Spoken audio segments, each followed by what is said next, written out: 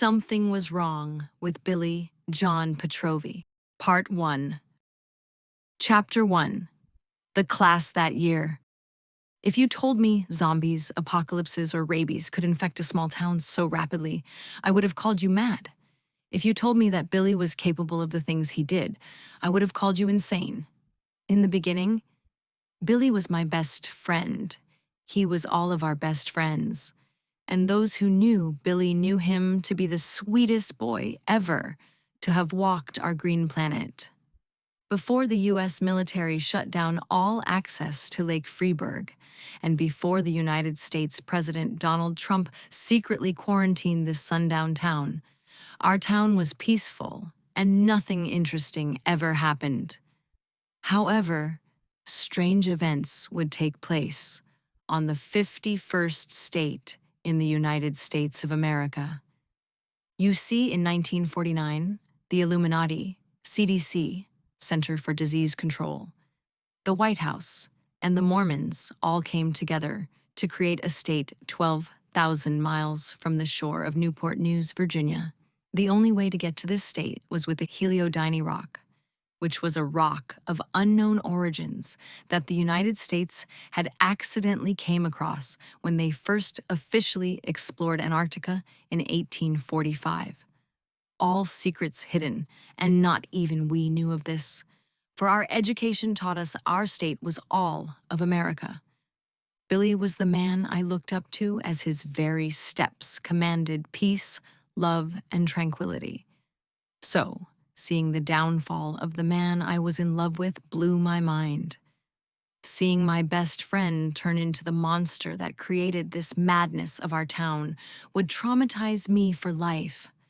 For at his core, all Billy Pretrovi wanted was to escape the town he grew up in. He always told me the things the adults and leaders of Lake Freeburg said were shady and smelled of lies. But so many dangerous conspiracy activists were destroying our nation. It was so often told by news outlets like NOFA 16, News Outlet for America 16, and conspiracies were deemed as illegal in 1999. However, this would not stop Billy, as his obsession with leaving and finding the real America was his goal. So he would create a drug and sell it to the highest bidder. A drug that unlocked enlightenment where humans could use 200% of their brains, which would unlock dormant abilities like telepathy, super strength, and even teleportation. We all grew up with Billy, and he was the best friend anyone could ever dream of. If you needed help, he would not stop until you were helped. He would give his friends even the shirt off his back if he could. But in the spring of 2020, everything changed. We were just kids.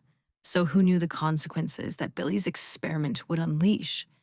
This is the full story of Billy Pretrovi and the dark lines he would cross to reach his idea of freedom. Mr. Pretrovi, Mr. Pretrovi, Mr. Pretrovi. A woman's voice could be heard as a boy was seen daydreaming, as he always did. Despite being called, he did not hear his name until a school textbook was slammed down on his desk. What happened? What did I miss? Billy said to the teacher. The class erupted in laughter, but Ms. Yuna Wo was not laughing. How about you think of your future, young man? You won't get anywhere if you can't pay attention to the lessons I teach you. You will end up like those conspiracy activist William, she said as she lectured him. Her face was red with anger, for how could such a smart student be acting like a hoodlum? Out of line, children kept laughing as the classroom was now in disarray. She would not have it. She refused this disrespect. For how could a mere child believe they knew better than her? After all, she was Ms. Yuna Wo. However, when William replied, all eyes would pay attention, all laughing would stop, as we were all fascinated by the intellectual and comedic mind of William. You probably are wondering why I am using the name William instead of Billy. Well, at this point of the story, Billy never was called Billy until later in his life.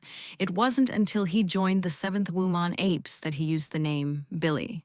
If you're wondering what that is, well, you will know soon enough. Ms. Yana Wo, why would I care about false history?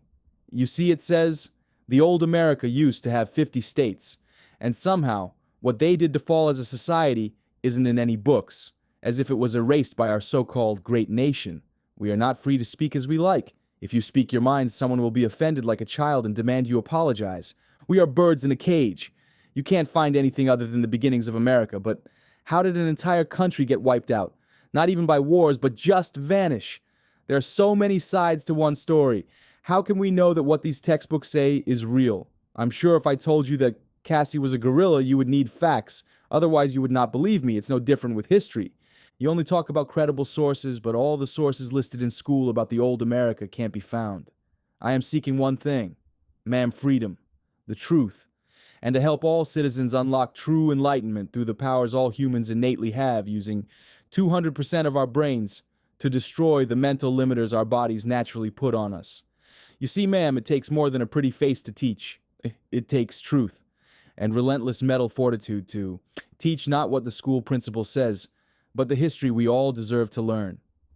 William said to the teacher. The room was silent. The wind could be heard as if it came through the cracked windows, until William was met with something. What was William met with? Whatever it was whipped through the air and left a red mark on his peach skin. Whack! A hard smack from Ms. You-Know-Woe. You stupid child. How dare you sleep in my class and call me stupid? You know nothing about anything. You cannot fathom your idiotic assumptions.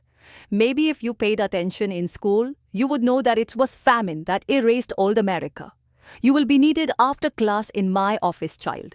The love of God has escaped your heart, and thus order, respect, and duty must be instilled in you, boy. The teacher said. But William was not a timid boy. He loved with a love none could match. But when something was wrong in his mind, he would confront it. So you fucking smacked me because I am right then? Your intelligence was questioned, and like a rabid monkey or little puppy, you could not logically explain to me why you felt I was wrong. Tell you what, Ms., I can't control my emotions. I will prove to you in 2 weeks that our history has been reconstructed with lies and deceit, and if I can't, I will do whatever you want me to do in this class for the rest of the year. Does that sound good? William said, and the teacher agreed. Thus, the next 2 weeks would be filled with drama, insanity, and the line of morality would be questioned. Hey, William, you was really wild for that. You know that. I loved it. You are always so calm and cool. I am curious, though. What were you thinking about? I, Laranda Panidi, said to William. Yeah, bruv, why were you so dazed? Ms. You-Know-Woe was so pissed off, mate. That was beyond crazy. But what was even more insane is that you think she is a ping-ting. Pretty where? Stacy Hamilton said. William, Stacy, and I were the best of friends. I always had a hard time talking to William, for I felt he was so smart. So why would he even give me the time of day? Well, that was simple. The 3 of us grew up together.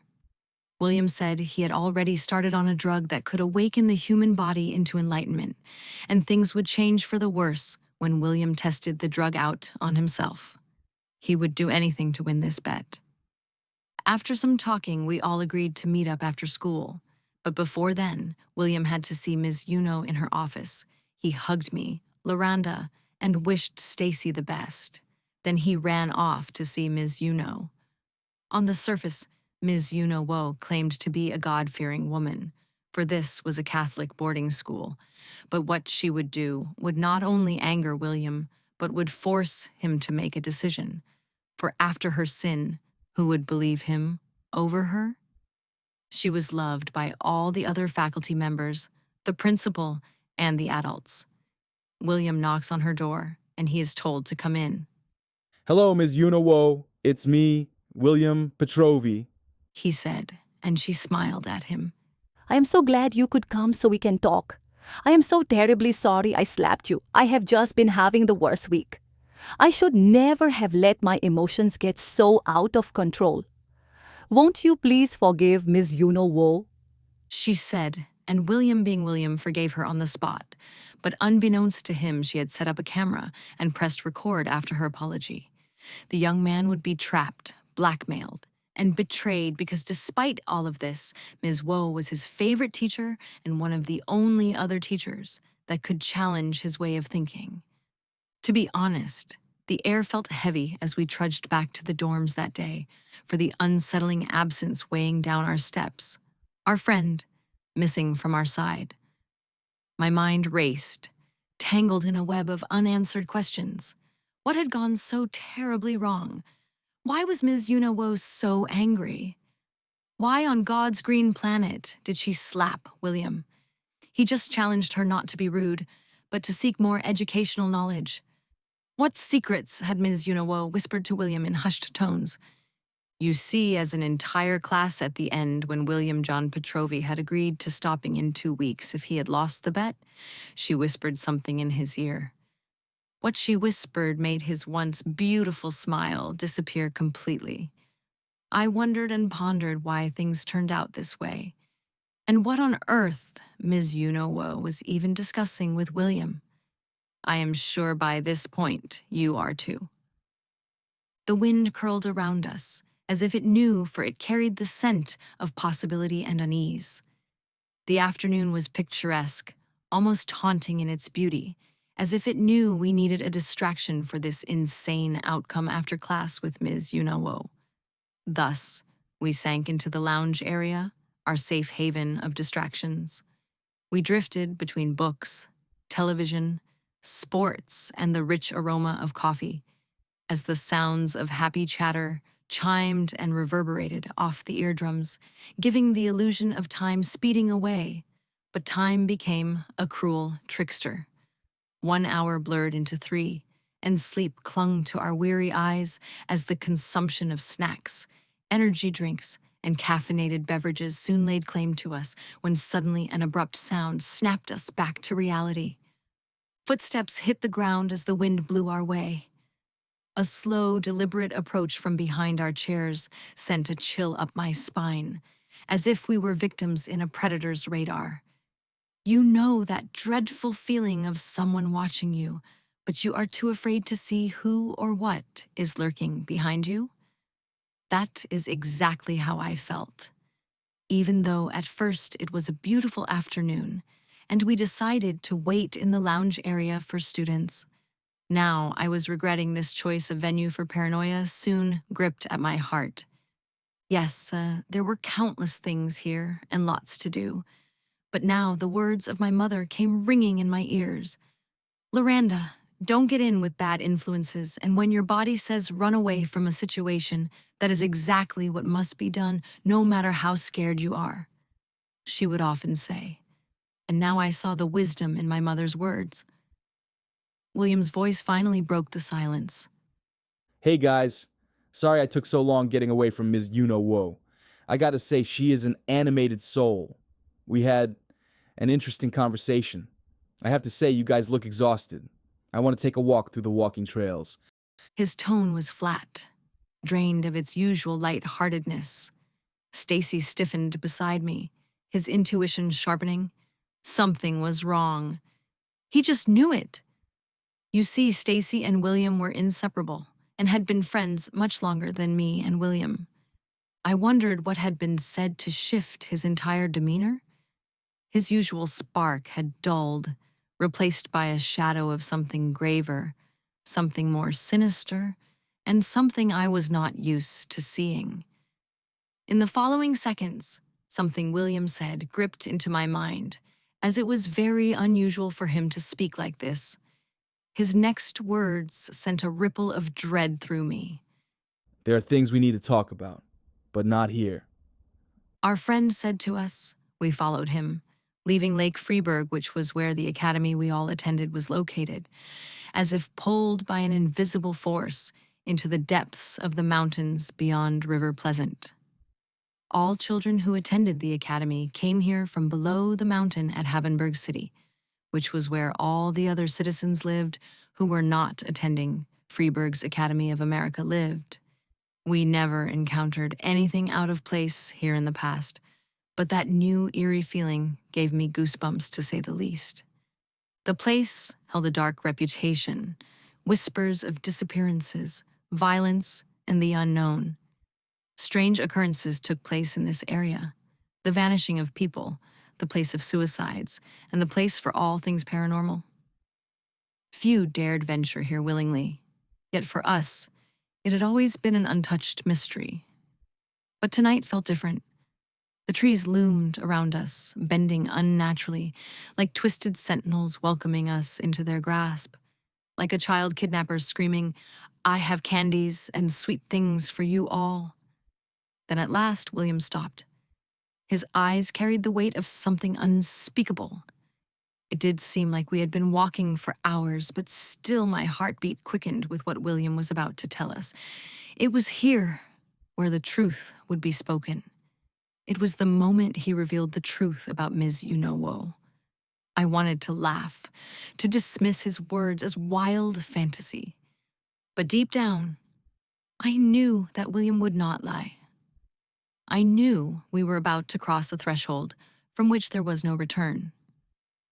The room seemed to close in on William as Ms. You-Know-Woe's voice dripped with a sinister sweetness. The air was suffocating, and darkness seemed to rise as an uneasy feeling filled the loving heart of William. Well, William Pretrovi, I find that little bet you made fascinating. Come here for a moment. I have an apology gift for you. Her words slithered through the air, and William's eyes darted to her bookshelf. Did she grab a camera? His instinct screamed at him to stay back, but curiosity, or perhaps something darker, drew him closer. Maybe it was all in his head.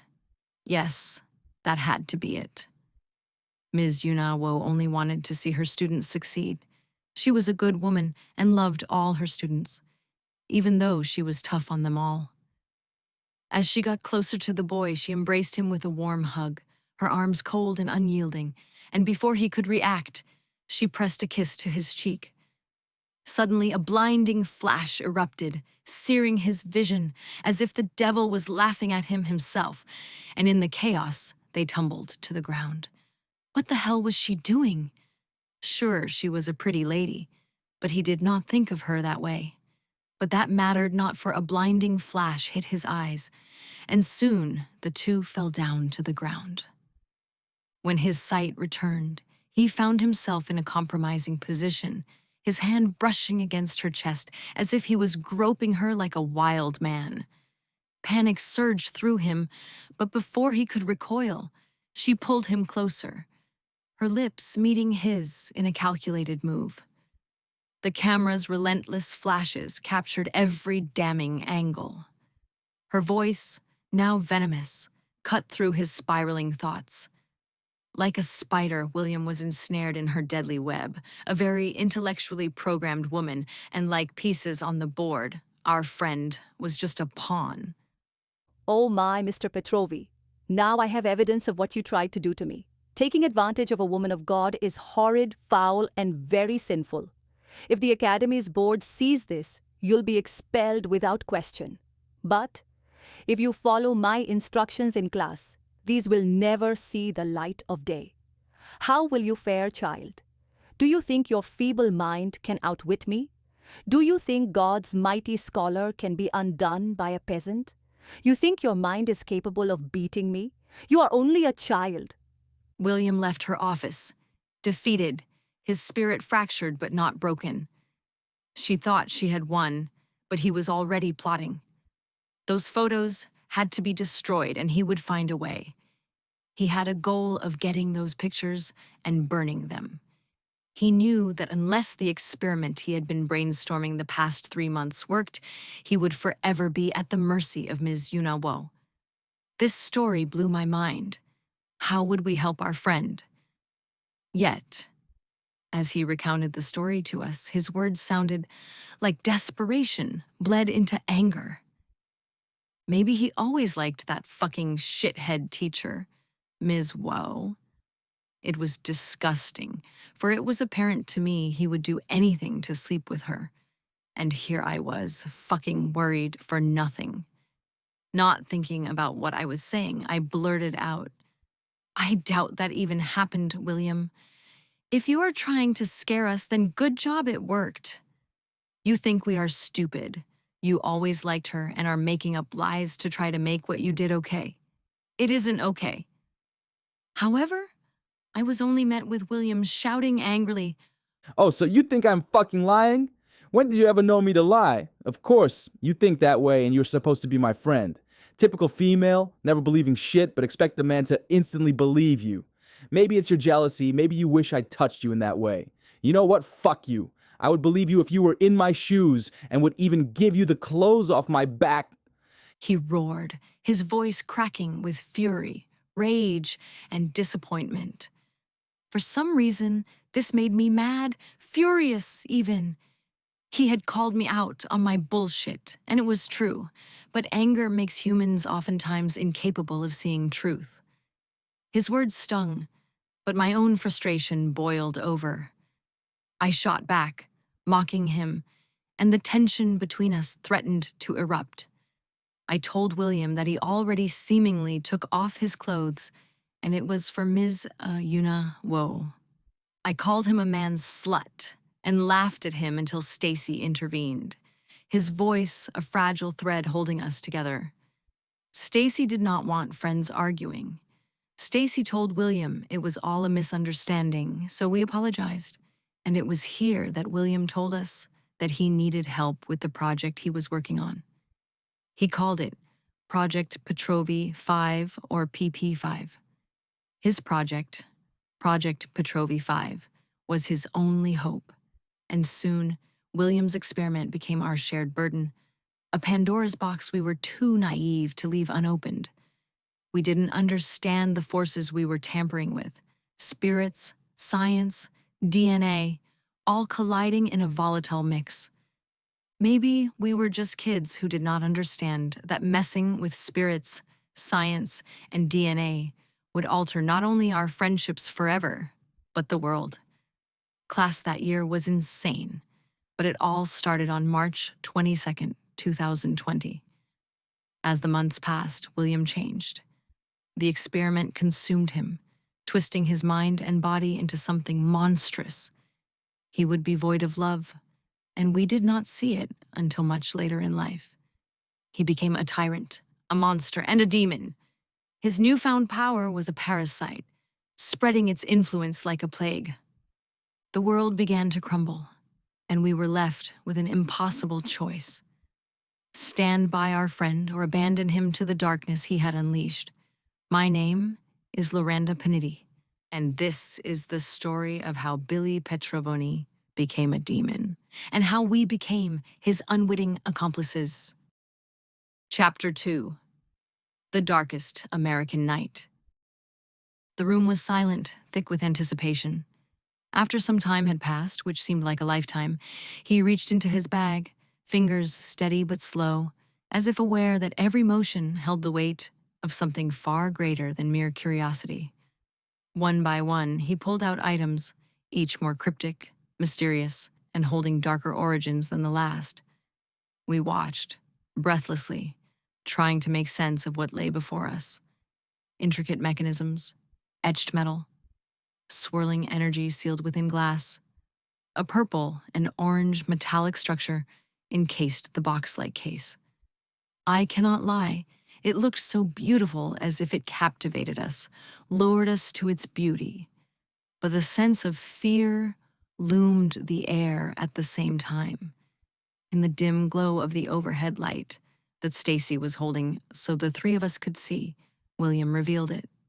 The Pretrovi box, a marvel beyond comprehension, forged by the mind of a genius, perhaps one touched by forces not entirely human, forces deeper, darker, more sinister, and forces touched by true, non-emotional logic. Perhaps the ancient aliens of old, or early humans, or something one could no longer explain, for in the words of William, the human race has devolved into lesser species, dumbed down by social media, television, gossip, and our current educational system. Its design was exquisite, but its purpose? Unfathomable. But still, PP5 would be the downfall of not only William, but all who crossed paths with that monster. As he took out the device called the Pretrovi box, he spoke in measured tones, his voice trembling ever so slightly as he explained. This device could siphon the spiritual essence of any object, pull forth the energy woven into its very fabric, and transfer it, propelled by the power of a particle accelerator, pushed to the vibrational speed of sound. And when those particles reached their peak velocity, they would tear open something indescribable, the pink Billingskov hole. The concept of the pink Billingskov hole was formulated by the great mind of Charles Darwin and furthered deeper by Thomas Samuel Kuhn. Thomas Samuel Kuhn made great contributions of leaps and bounds from the early 1900s to the year of his death in 1996. It was only perfected by one history may never know, William John Pretrovi. My beloved best friend, I can say you will be missed. The real you, not the warped version you became. Pink Billingskov hole was a gateway, a rupture in reality itself. We stared, unable to look away as the box came to life, humming with power. The hole formed before our eyes, a swirling vortex of pink shimmering like liquid dreams. And then we felt it. A pulse, a surge, something beyond words. It reached into our minds, peeling back the layers of doubt, of fear, of chaos, until we were left with only perfect harmony. Psychic, mental, spiritual, physical. We had been opened the 4 inner gates of the spiritual realm, and there was no turning back. After said person reached perfect harmony within themselves, they would drink a tea called Freyoscone tea that was mixed with ayahuasca, cocaine, and lavender. The ayahuasca found only in the Amazon rainforest would unlock the powers of perfect enlightenment. Some call this your third eyes, and give you the power of limitless thought, rapid cell regeneration, and the ability to use telepathy and telekinesis. The cocaine was used for increased harmony, strength, and durability. Finally, the lavender was to put you into a state of pure tranquility, not governed by emotions, but governed by logic and to protect against the negative side effects of the other ingredients. Combined, they would grant a person 200% mental capacity so they would be able to access double of what their brains were capable of. In theory, it created the perfect human. However, in reality, things were much different. Stacy and I were baffled, but this day an anomaly happened after William drank the tea. A lightning storm emerged out of seemingly nothingness, heavy with something unnatural, or maybe it was after we had opened the pink Billingskov hole. Maybe it was coincidence? Who really knows? Stacy and I stood frozen, watching William take the final sip of the Freyoscone tea, as if we were condemning our friend to his own death. He swallowed, and then the world we knew would shattered, twist, and bend. Lightning tore through the sky, angry and vengeful, as if it was the harbinger of death itself, striking without warning, striking without concern, striking without the thought of repercussions. It slammed into William with a force that sent him convulsing, his body jerking violently, tossing him against the hardened trees before collapsing him into stillness. The impact knocked Stacy and me backward, slamming us onto the cold earth as the Pretrovi box hummed, whispering in frequencies our ears could barely register. The tea, dark and glistening, seeped into the ground beneath us, slipping under our fading bodies like ink absorbing into parchment. I prayed and prayed for salvation, as the Academy always taught us to do. For Freiburg's Academy of America was a Roman Catholic school, and prayers was what we did day in and out. However, what I would witness was not God, but a premonition of the future, past, and all things that might occur in one fabric of possible outcomes. Soon I awoke. When I awoke, I was not in the place where we had been conducting the experiment. I was in a strange place. It was beautiful, but tainted with darkness.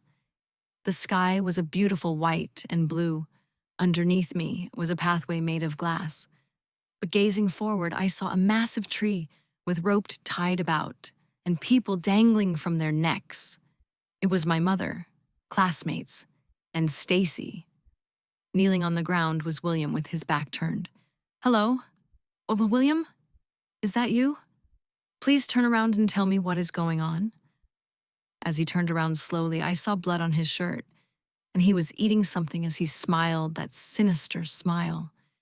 Dripping from his mouth was blood and flesh, as he had an arm in his mouth. His eyes now gray, and that love in his eyes were nowhere to be found. Growls could only be heard, and a faint sound of clicking was heard as he spoke. And then I woke up. I was no longer in the forest filled with those trees, no longer in the world I knew, but one with the facade of peace. Instead, I stood in a place both hauntingly beautiful and undeniably wrong. The sky above me shimmered in surreal blues and whites, too perfect yet tinged with something ominous. Beneath my feet, a translucent path of glass stretched endlessly forward, leading me toward a massive gnarled tree made of thorns. At first, the thorns could not be seen, but the closer I got, the more I realized it had thorns about 12 inches long and 4 inches wide. Second, it was just a silhouette against the luminous sky. Then I saw the ropes. Bodies hung from them, swaying ever so gently in the air, their faces frozen in silent screams. As I witnessed these damned souls, I knew in my heart of hearts this was hell. My mother, my classmates, Stacy, and even some teachers could all be seen with snapped necks, broken bodies, and their organs seeping out of their bodies like gas seeping out of a box with a small hole in it. The sight drove the breath from my lungs, a scream dying in my throat before it could escape. Then, finally, I saw him. William knelt at the base of the tree, his back turned to me, rigid and unmoving. My voice cracked as I called out, "William! William? Is that you?" My hands trembled as I stepped closer, my body on the verge of convulsing and my mind a blur. "Please turn around and tell me what's going on." Slowly, agonizingly, he turned. His shirt was stained deep red, and his mouth dripped with blood and torn flesh, as if he was a demon. How could William eat people so easily as if they were just chicken? His grin stretched wide, splitting the familiar warmth he once carried into something cold and merciless. In his hands, he held an arm, a severed, limp arm that he had been devouring. His teeth did not break, but bones cracking could be heard as he tore into the arm. It was here I realized it was the arm of my mother. I threw up. I was sad, I was broken, I was defeated.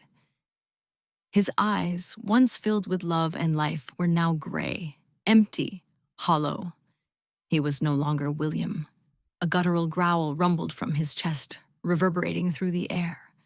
Then came a sound, faint but distinct, a clicking, rhythmic, and unnatural tone.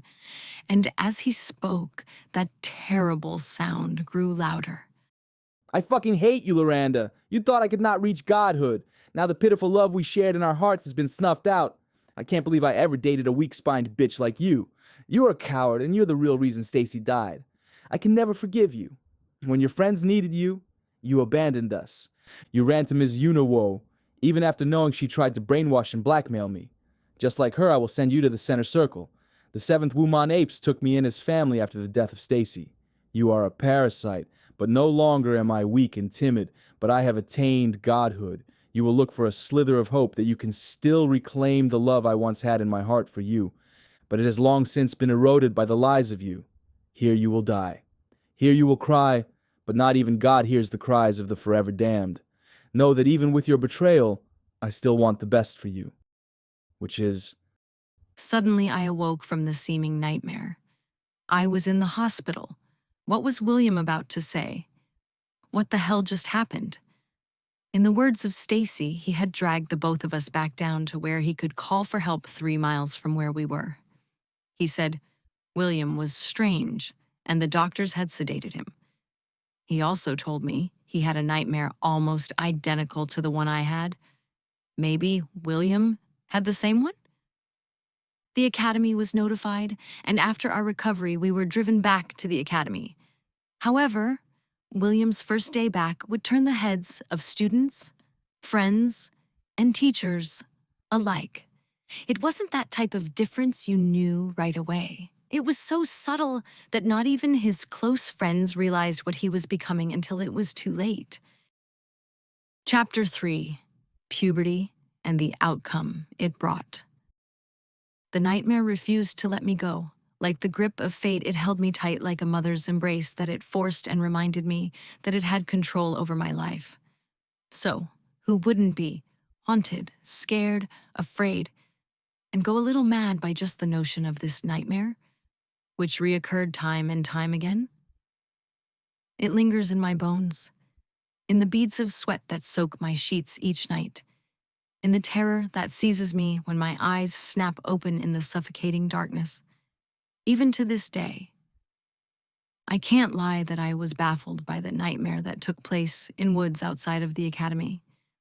The woods outside the academy in Lake Freeburg were never supposed to hold secrets that twisted the mind. But now its shadow had crawled beneath my skin, wrapping itself around my very soul, searing into my mind as madness and insanity rose from the bowels of my soul itself. I prayed that Stacy and William were not feeling the same way I was. I would not wish this even on my greatest enemy, let alone my closest friends. Ultimately, in the end, it was thanks to Stacy why we made it out of that experiment alive. That much I know. Without his quick thinking, without his sheer will to survive, without his love for his friends, we would have been swallowed whole by that ghastly experiment. But even as we stumbled back into the light of the waking world, something came with us. Something unseen. Something wrong that held an older, deeper, darker, and ominous connection to not only to the world, but to William John Pretrovi. I should have felt relief when I finally worked up the courage to check on William. But instead, dread coiled in my stomach, nausea in my body, and shaking as my anxiety skyrocketed, as an unshakable certainty that something was different took a hold of me. The moment I stepped into his room, the air shifted, thickened, suffocating me with the weight of something unnatural. He wasn't alone, and although Stacy was there, it was not Stacy or me he was talking to. It was bizarre. It was odd, for it was as if he was conversing with not me, but someone else. My breath hitched as I pushed the door open wider, my voice hesitant, trembling as I visited my beloved friend. "Hello, William. How are you feeling today?" I was wondering. I never finished my sentence. The sight before me ripped the breath from my lungs, freezing me where I stood as tears rolled down my face. When he did eventually speak, his voice was hushed, reverent, as if he were answering a question I hadn't asked. His gaze flickered, unfocused, as though he were trying to look at me and someone else. But there was no one else. At least, no one I or Stacy could see. I was petrified, to say the least. William sat hunched over on the bed, no doubt from the pain of his injuries, his face barely illuminated by the glow of the lamp beside him. But it was his neck, oh God, his neck, his fucking neck, that made my stomach lurch. Jagged, branching burns carved a sinister map across his skin, a web of scars tracing the deadly touch of lightning, which folks would have called the Lichtenberg figure, that is seen on people who get struck by lightning. And beneath them, a ring of black stitches encircled his throat, grotesque and precise. It made me want to puke, But at the same time, I was immensely worried for my friend. A scream clawed at my throat, but it never escaped. Tears blurred my vision as I stumbled back, pressing a trembling hand to my mouth. Had the storm done this? Had something else?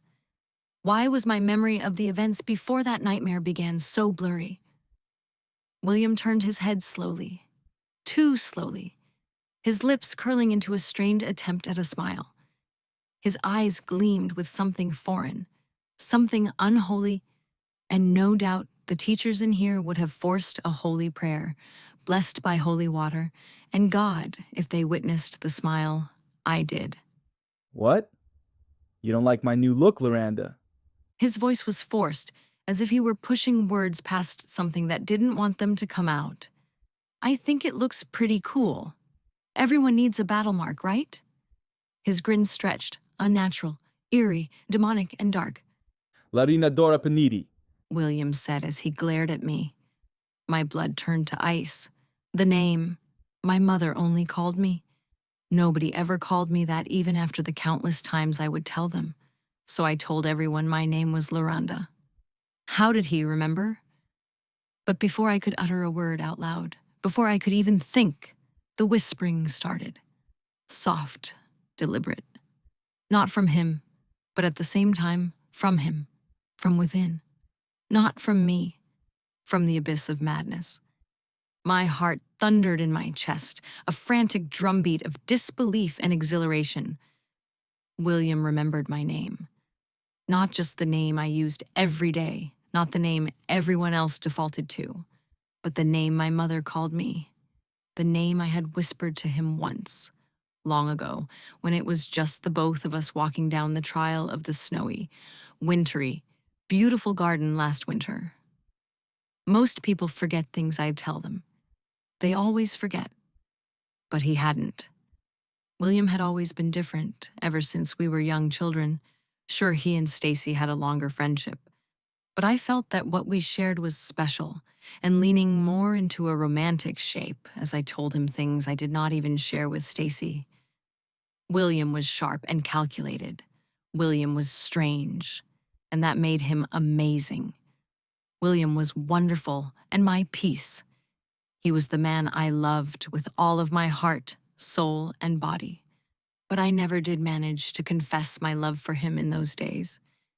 His presence in my life was more than a passing familiarity. It was carved into me, a lingering warmth I refused to name. And now, as his lips parted to say that name, my true name, I felt something unravel and tighten in the same breath. However, before I could say anything, before I could give in to my inner voice, screaming that I loved William Pretrovi so much, Stacy arrived. Stacy always bring an energy that could cut through any gloom. Because even through my feelings of love for my beloved friend, it hurt me to see him hurt. And maybe just perhaps, Stacy saw the tears running down my face as I gazed upon our friend. We laughed, we reminisced, and for a fleeting moment, it was almost normal, as if the pain I was feeling for William had vanished, even if but for a time. Everything was good until William stopped speaking. The silence was sudden, like the breath before the scream in a horror film. It snuck up like a thief in the night. Unease slithered between us, the kind that doesn't announce itself outright but settles like dust in the lungs. Stacy, ever the optimist, pushed forward, his voice bright but gentle and ignorant to the storm brewing beneath William's skin. So, buddy, do you think you'll make a fast recovery? We still got things to do. I'm sure your teachers would be fascinated by that amazing brain of yours. William blinked. Once, twice. Then suddenly he smiled. No, grinned. His smile sent cold shivers down my spine. The human race has devolved, Brother William. His voice was no longer his own, no longer the voice I had known. A raspy, dull, and sinister voice emerged from the darkest places of the planet. Maybe it was a spiritual possession? Maybe it was fear looming about us, But regardless, it was definitely the result of his experiment. Let us take back what is ours. Friends only last for a while, but a talented mind unhinged by destructive forces lasts to infinity and yet even past that. Like Jesus lets us resurrect the dead. Like Thomas Edison let us create inventions of a more ancient source. It was because of greed why light bulbs now don't last forever. Let us be free. Free at last.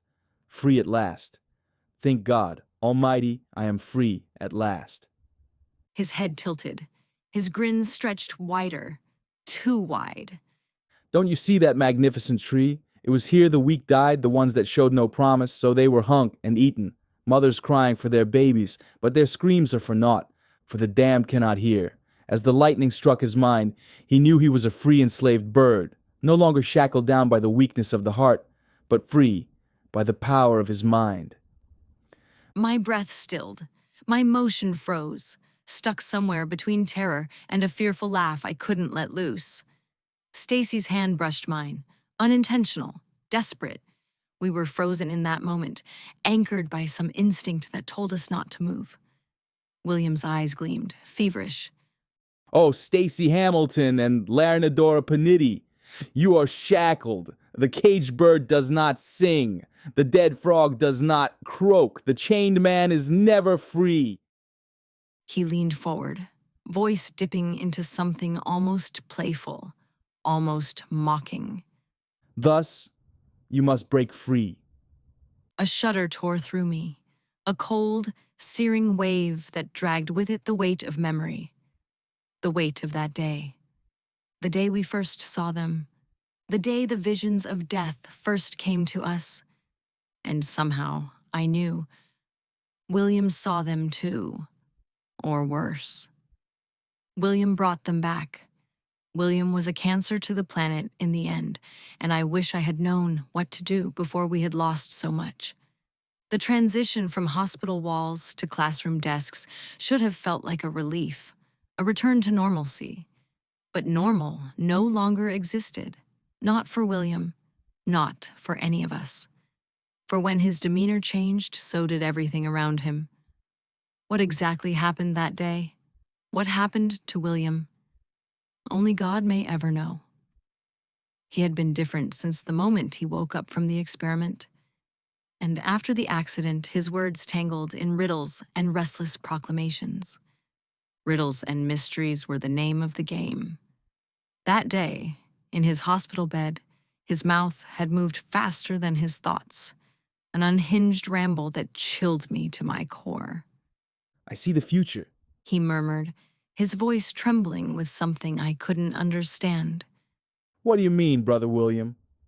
Why do you keep calling me brother? He asked, desperate for something solid, something familiar in the erratic, shifting landscape of his mind. But his gaze flickered past me, as if I were translucent, unimportant, and not relevant. This haunted me, for I, along with Stacy, asked repeatedly what did he mean. What is wrong?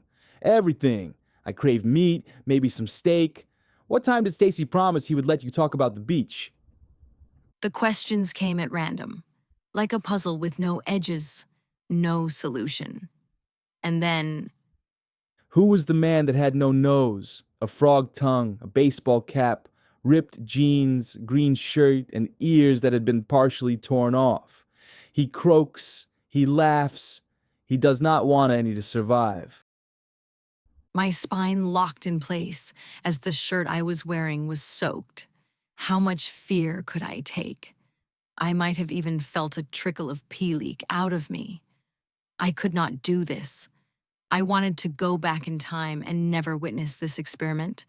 However, finally the puzzles stopped. I could finally relax and breathe. Hey guys, I feel okay. Thanks for asking. He grinned, far too wide, far too bright. I didn't know what to make of him anymore. And soon enough, just 8 hours later, he was released. By the time school resumed, I prayed for some semblance of the familiar. Stacy and I walked through the halls like we were stepping into a dream that had already soured. But something was wrong. Something was off. Something was different. We sat in Ms. Unawo's history class, trying to tune into the lesson, but a sharp, persistent sound gnawed at the silence. Tap, tap, tap. William's leg shook beneath the desk, his fingers twitching in time. As he chipped his nails on the wood, his teeth clattered together in a rhythm that was anything but ordinary, grinding his teeth to the point that droplets of blood came falling onto his desk. I sat in front of him, close enough to hear the words, low, rasping, drenched in venom. Oh, now I am being blackmailed? The phrase slithered past his lips, barely audible. She thinks me to be inferior? She must die. Make that bitch pay. Make that bitch burn. Set that bitch ablaze. My body stiffened, icy dread crawling up my spine. Then silence. Ms. Woe turned from the board, her expression calm, oblivious, completely unaware of the madness pooling behind William's eyes. She called on him. In my head, I was screaming for her to stop. For right now was not the time. William was in a fragile state. Shit, we were all in a fragile state. William, how did the death of John F. Kennedy impact America? For a heartbeat, there was nothing. As if time stopped completely. But just as quick as time stopped, it started back up again. Then, William smiled. And it was the kind of smile that made the air in my lungs turn solid. Because I knew, without a doubt, his answer wasn't going to be about history. It was going to be about death, about ruin, about something far worse than anything the past had ever known. Suddenly, the tapping and mumbling stopped. The same way your death will impact this school. You are so non-sequential to the planet that only those who love you will mourn your death. The rest of us will go about our days knowing that we have better things to do other than waste time with trivial, meaningless shit. William said, and now everyone was quiet. Not a sound, not a word, not a peep. How dare he say this to his own teacher? Sure, I know that they did not see eye to eye with Ms. Una, but this was out of line. A voice could be heard in William's head. This boy must have forgotten that I hold the power of his stay here. What a son of a bitch! Men always think they can outwit me. Una fucking woe! I will make one last threat and it will be the end of him. William looked around the room confused, but then his eyes glowed a slight purple and he reached inside his bag. You mean these recordings, Ms. Woe? You are a disgusting creature who has devolved into trickery, poison, and lies. You will regret that, silly woman. William said, and all eyes looked confused, but he would not let the silence lay claim to the room. He smashed the camera completely and rushed towards the teacher. He whispered in her ear, and suddenly she began to cry. Class ended early, and in a week, nobody had ever heard from her again. I would confront William on what happened. Stacy and I tried to talk to William, but he was always working on the next experiment. His diet changed to raw meat and uncooked food. I was worried about William, but ever so often the old hymn would come back to us. Chapter 4. Those Who Met God. Part 1. The Seventh Wuman Apes. The dorm room was supposed to be a sanctuary, a place where the hum of fluorescent lights and the faint smell of instant noodles created a fragile sense of comfort. But tonight, that illusion shattered. It vanished as they heard rumbling, doors being kicked in, and loud voices. They walked in like they owned the place, their footsteps heavy, deliberate, echoing through the narrow halls. Their faces were masks of arrogance, twisted with smirks that promised trouble. Cocky, obnoxious, and radiating an aura of menace, they moved as if the world owed them something, and they were here to collect. What the fuck was going on? Well, I just pretended to ignore it because bullshit always happened. So what could I do? The act of kicking students down till their own blood dripped down onto the floor took place. The leader, a tall figure with a scar slicing across his cheek, stopped in the center of the common area. His eyes swept over the room, cold and calculating, before he spoke. We all knew this guy, and our hearts dropped. His name was Johnny Bianchi, and the second in command of the 7th Wumon Apes, a gang in Lake Freeburg. All right, listen up, you titty-sucking fucks. I am only gonna say this once. Protection costs money. And luckily for you, we're here to make sure you stay safe. So hand over your valuables, phones, jewelry, shoes, money, and no one gets hurt. If it's shiny, pass it up and don't try to be a fucking hero. You will get stabbed if you do. No funny business. When he said this, everyone would shut up and do what he said. The silence that followed was suffocating.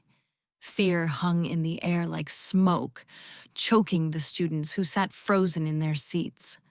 No one dared to move, to speak, to even breathe too loudly. The threat was unspoken but clear: refuse, and there would be consequences. However, William was not fazed, for he stared at Johnny.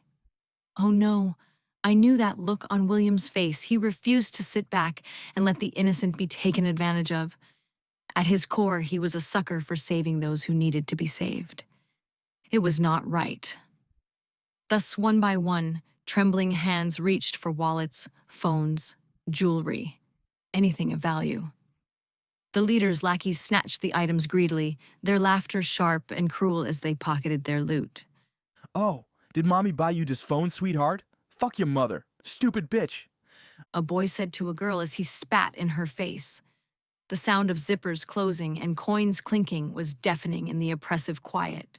Silent crying could be heard, for why the fuck was this even going on? My blood boiled, and soon emotions would boil over. I would lose all sense of reasoning. A girl in the corner tried to hide her necklace, slipping it beneath her shirt. But one of them noticed. Freddie Malono seen the girl try to be sneaky. He strode over, his grin widening as he grabbed her wrist. What's this? Trying to keep secrets from us? Thought you could steal from the fucking apes. It's going to cost you, you dumb bird-brained bitch. His voice was a mockery of kindness, dripping with malice. Stop! Stop it, you wild boar! She did nothing wrong. It's not yours to take. I blurted out, and now all eyes stared at me in shock and horror. Who the fuck are you? You calling me fucking fat, you ugly broad? Don't fuck with me. Everything you guys own is ours, for you pay for our services and we own you. Like a bitch, shut the fuck up, pipe the hell down, and know your place, you fucking pig. Freddie said with anger in his voice. I won't let you do this. I will tell a teacher, I yelled, but this would be a grave error on my part, because both Johnny and Freddie laughed at me. For the 7th Wumon Apes paid off the teachers, so the teacher turned a blind eye. Some even say the faculty worked for the 7th Wumon Apes. The girl's scream barely left her throat before Freddie's hand shot out like a viper and smacked the girl repeatedly over and over again, his hand clamping down on her thin arm. His fingers dug into her skin, breaking the skin, twisting, grinding bone against bone until a sickening crackle filled the room. She gasped in pain, her necklace, the one she had tried so desperately to conceal, now glinting mockingly in the grimy light. Freddie's face contorted into something beyond anger, something feral. You still hiding shit from us? I will make you regret that shit. He snarled, his voice thick with venom. Without hesitation, he yanked her forward and drove his boot hard into the side of her head. Whack! Smack! She crumpled instantly, her small body folding like paper. But Freddie wasn't done. Again, and again, and again. The sickening thud of his boot colliding with her skull echoed off the concrete walls, each impact duller, wetter than the last. Blood blossomed from her nose in a thick, dark gush, dripping onto the floor in slow, heavy drops. A single, jagged tooth skittered across the room like a grotesque marble, coming to rest at the base of a rusted metal chair. The girl whimpered, a pitiful broken sound, her body twitching involuntarily.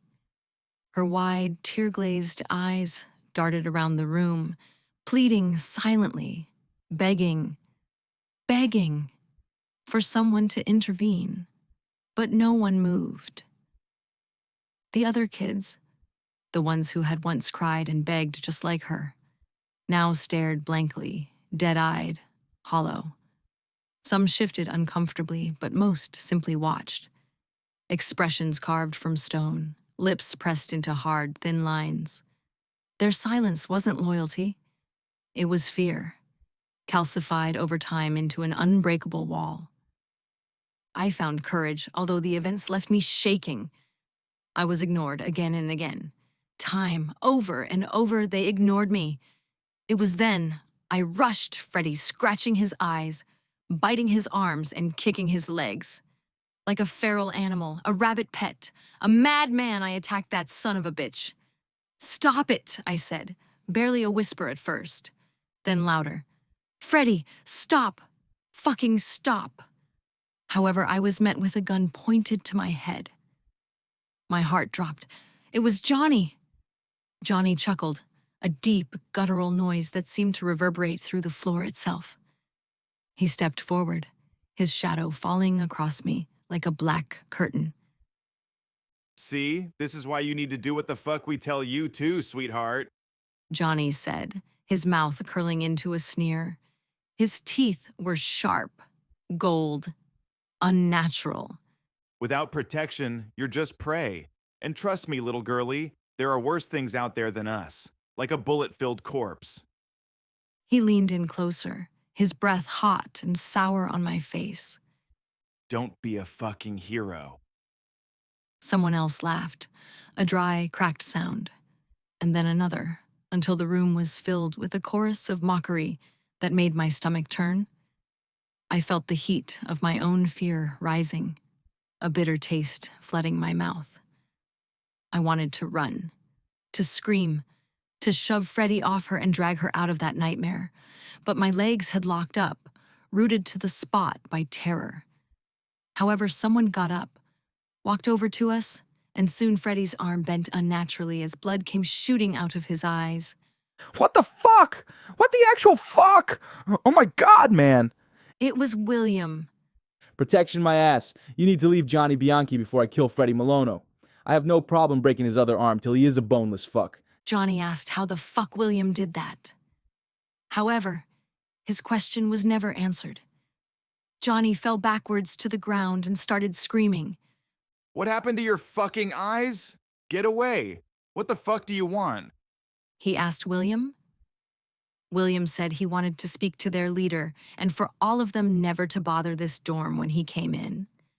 Johnny left, and soon the insane event ended. What happened would only worsen, but we all went into Stacy's room.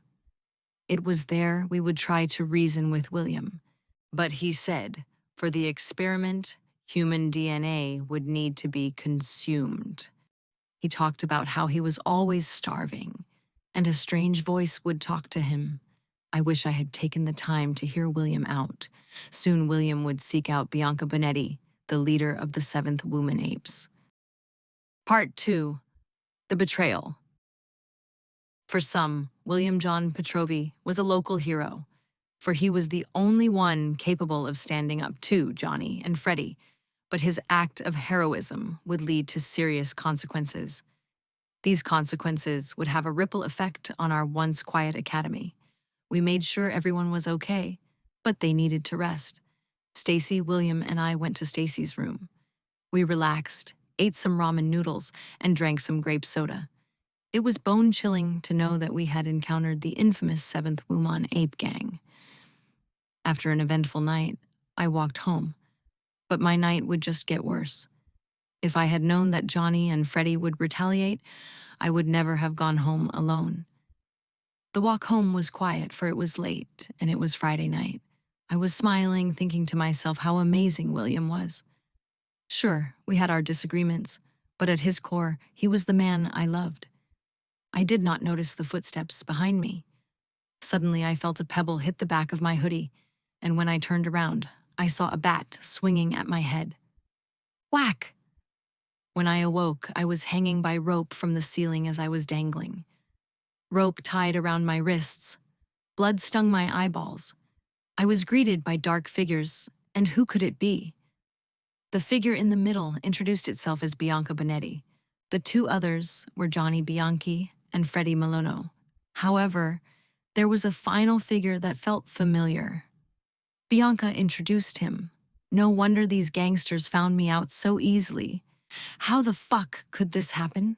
It had to be a dream? Wait, his silhouette seemed familiar. It was the one who had hit me in the goddamned head with a baseball bat. When the light shone on his face, my heart dropped, for it was Stacy, my beloved friend. The academy had always been a place of quiet routines and whispered secrets. But William John Pretrovi shattered that calm. For many, he was a hero, the only one brave enough to stand against Johnny and Freddie, the ruthless enforcers of the infamous 7th Wumon ape gang. But heroism, as we would soon learn, comes with a price. Folks oftentimes turned a blind eye, for we all knew the teachers and faculty members paid gangsters to keep their ground safe. Protection money, some might say. The price of safety was rumored to be $2,000 per month. A steep price, but the principal was willing to make that deposit. That night, after the chaos had subsided, Stacy, William, and I retreated to Stacy's room. The air was thick with unease, but we tried to push it aside. We slurped ramen noodles, drank grape soda, and laughed nervously, pretending the shadows of the gang weren't still looming over us. I never understood how Stacy liked his ramen soup-like, but I was just glad my two closest friends were by my side. I knew I could count on them. We would ride till the wheels fell off in my mind. Yet still the chill in my bones refused to fade. We had crossed paths with monsters, and monsters don't forget. When the night ended, I decided to walk home alone. It was late. The streets were deserted, and the quiet felt almost comforting. My thoughts drifted to William, his courage, his flaws which I thought to be flawless, and the undeniable pull he had on my heart. Despite everything, he was the man I loved. I smiled to myself, lost in the warmth of those thoughts. But then, the world shifted. A pebble struck the back of my hoodie, snapping me out of my reverie. I turned, confused, and that's when I saw it, a baseball bat swinging toward my head. The impact was instant, a sickening crack that sent me spiraling into darkness. But before everything went black, I heard a voice. "Fucking stupid girl. Should have never thought she was a hero," it said. But wait, why did it sound so familiar? The rope creaked. Every sway of my body sent shocks of pain through my joints, the fibers burning deeper into my skin, like a cruel reminder that I wasn't dreaming. Blood stung my eyes as the excess blood dripped down to the ground, and my wrists burned where the rope bit into them. I was dangling from the ceiling, suspended like a grotesque marionette. The room was dim, the air heavy with the scent of sweat and fear. My heartbeat thudded in my ears, fast, rabid, animalistic. Above me, a single bulb swung slowly back and forth, casting distorted shadows that danced like phantoms across the damp concrete walls. My throat was dry. What the hell? Oh my fucking God! I screamed to myself. Every breath was laced with copper. Blood? Yeah, mine. A shadow stepped forward, heels clicking with the rhythm of a judge entering the courtroom of hell. It had a cigarette perched between her fingers, the smoke curling like a serpent around her face. "Hello, darling. My name is Bianca Bonetti." She said, her name slicing through the silence like a blade. Behind her stood Johnny Bianchi and Freddie Malono, their smirks dripping with malice. But still a fourth shadow lurked in the darkness. It sent shivers down my spine, for it felt familiar and gave me a feeling I could trust. Bianca gestured toward the unknown person, her grin widening. And this She said, her tone mocking. is the one who made it all possible. I squinted through the haze of blood and tears, trying to make sense of the silhouette. It was familiar, too familiar. It felt friendly. My head started racing, for I prayed to God for Stacy and William to save me from this insanity. God would soon answer my prayer. Why did this unknown person's energy in the darkness feel so familiar? My mind raced, desperate to deny the truth that my body was screaming to me. Truth was slowly unraveling before me. The figure stepped into the light, and my world shattered. It was Stacy, my beloved friend, my confidant, the one who had laughed with me just hours ago, that shared the insane event with me not too long ago, who had shared ramen and soda as if the world wasn't crumbling around us. He promised he would always stay by my side. He had betrayed me. The room spun, the faces of my captors blurring into a nightmare I couldn't escape. Stacy's eyes met mine, and for a moment, I thought I saw regret, for in the corner of his eyes, he cried. But then he smiled, a cold, hollow smile that told me everything I needed to know. This wasn't a dream. He had no regret. This was the beginning of something far worse. His name screamed inside my skull louder than the pain. My friend, my confidant. The one who once shared deep, dark, and traumatic stories with me under a blanket while rain tapped the windows. Now he stood across the room, cold and unreadable. My stomach twisted. Not from fear, but betrayal. Pure, venomous betrayal. Did William know who he really was? Was William part of this as well? My mind was fucked. How could I ever trust anything? Were my friends just liars? Time would reveal the truth. You're wondering why Stacy betrayed you? She asked, exhaling smoke straight into my face. Truth is, everyone breaks. Some just sooner than others. His mother owes us $13,000 still for protection, so here we fucking are. He volunteered. Johnny Bianchi added, lips curled in a wicked grin. Said he was tired of pretending like he was okay with us beating the shit out of his mother. We beat the fuck out that stupid cunt till she lay on the ground almost dead, begging for mercy. Said he wanted to see how the world really worked, how he was even willing to do anything so to test his loyalty. After some months with us, we told him to capture you. Our real goal is William Pretrovi. He was the one who lured you out. Freddie whispered, circling me. His breath was foul, like spoiled milk and gunpowder. You think people like us just stumble upon you in the middle of the night? Nah, this was planned. He even picked the damn rope. Stacy flinched, a tiny gesture, but enough to make my blood boil. My voice cracked from my raw throat. Why, Stacy? Why would you do this? Silence was harsh, deep, long, unending silence as the emotions of my heart rose and rose. He didn't answer at first, just stared at the floor like he could find forgiveness between the cracks. Then finally, with no emotion, he said, Because William isn't who you think he is. He needs to die. I screamed angrily.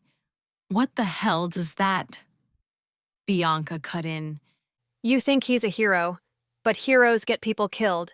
He brought this war to your doorstep. You see, we had our eyes on William, for he was saving people who owed us fucking protection money, getting them out of the city. We only found this out when Stacy saw it with his own eyes. He is a thief. So, we did the only thing we could, slaughtering the families of the people who he had helped in escaping. Their blood is on his hands, not ours. What really made us look closer was the experiment that took place. If he has the ability to access otherworldly dimensions Imagine the profits we could make on him. William is our ticket to get rich. So, after we deal with you, he will be next. It would not be possible without Stacy. Bianca said. The reason why we got to the hospital so fast was due to Stacy letting the Wumon apes know what was going on. However, they explained that the 7th Wumon apes was founded by the Pretrovis, William's older brother was one of us. Stacy said softly. Once. That silenced me. Bianca leaned in, whispering, He defected, tried to expose us, tried to burn down what we built. But we don't bury traitors. We recycle them. We grinded up that bastard's body, and the students wondered why the steak tasted a little different. You will get us, William fucking Pretrovi, or die, just like his brother did. Then the 4 left the room. Suddenly the lights cut out. Total darkness. My heart seized. I could hear my own breath. Rapid, ragged, and desperate. A scuffle. A grunt. Then, screams of pain. Screams echoed again. Then a body hit the metal door and threw the flickering lights outside the room. I was locked in, I saw it. Freddy's head smashed as he was leaking blood. Then gunfire. Bang! Gunfire! Crash! Something metal clattered to the floor. A scream. Freddy's arm. The lights flickered back on, and William stood in the center of the room, shirt bloody, eyes wild with a tint of purple, blood dripping from his temple, madness in his eyes. In his left hand was a crowbar, slick and red. Who had shot that gun? Freddy was on the floor, coughing blood as he tried to cling to life. It was here my heart would drop. I would never see William the same way again. Or at least it would take some time. Johnny ran towards the room, and now the lights came flickering back on in the room. However, William's back was turned. Johnny drew his pistol, but William moved like a ghost before I could warn him. One swing, crack, and Johnny went down like a sack of bones, his weapon skittering away. He bit into the neck of Johnny like a vampire and lifted him in the air before digging his fingernails into his skin. Johnny screamed and screamed, which caught the attention of Bianca. Bianca reached for her side, but William hurled the crowbar, dropping Johnny as his seemingly lifeless body hit the pavement. The crowbar spun through the air near her face. She fled in fear. Thus soon it would be. Only Stacy remained. He stared at William, mouth trembling. You weren't supposed to be here. The drugs in your soda were supposed to knock you out cold. William's voice was thunderous. You were supposed to be better than this. I loved you as a brother. We grew up together.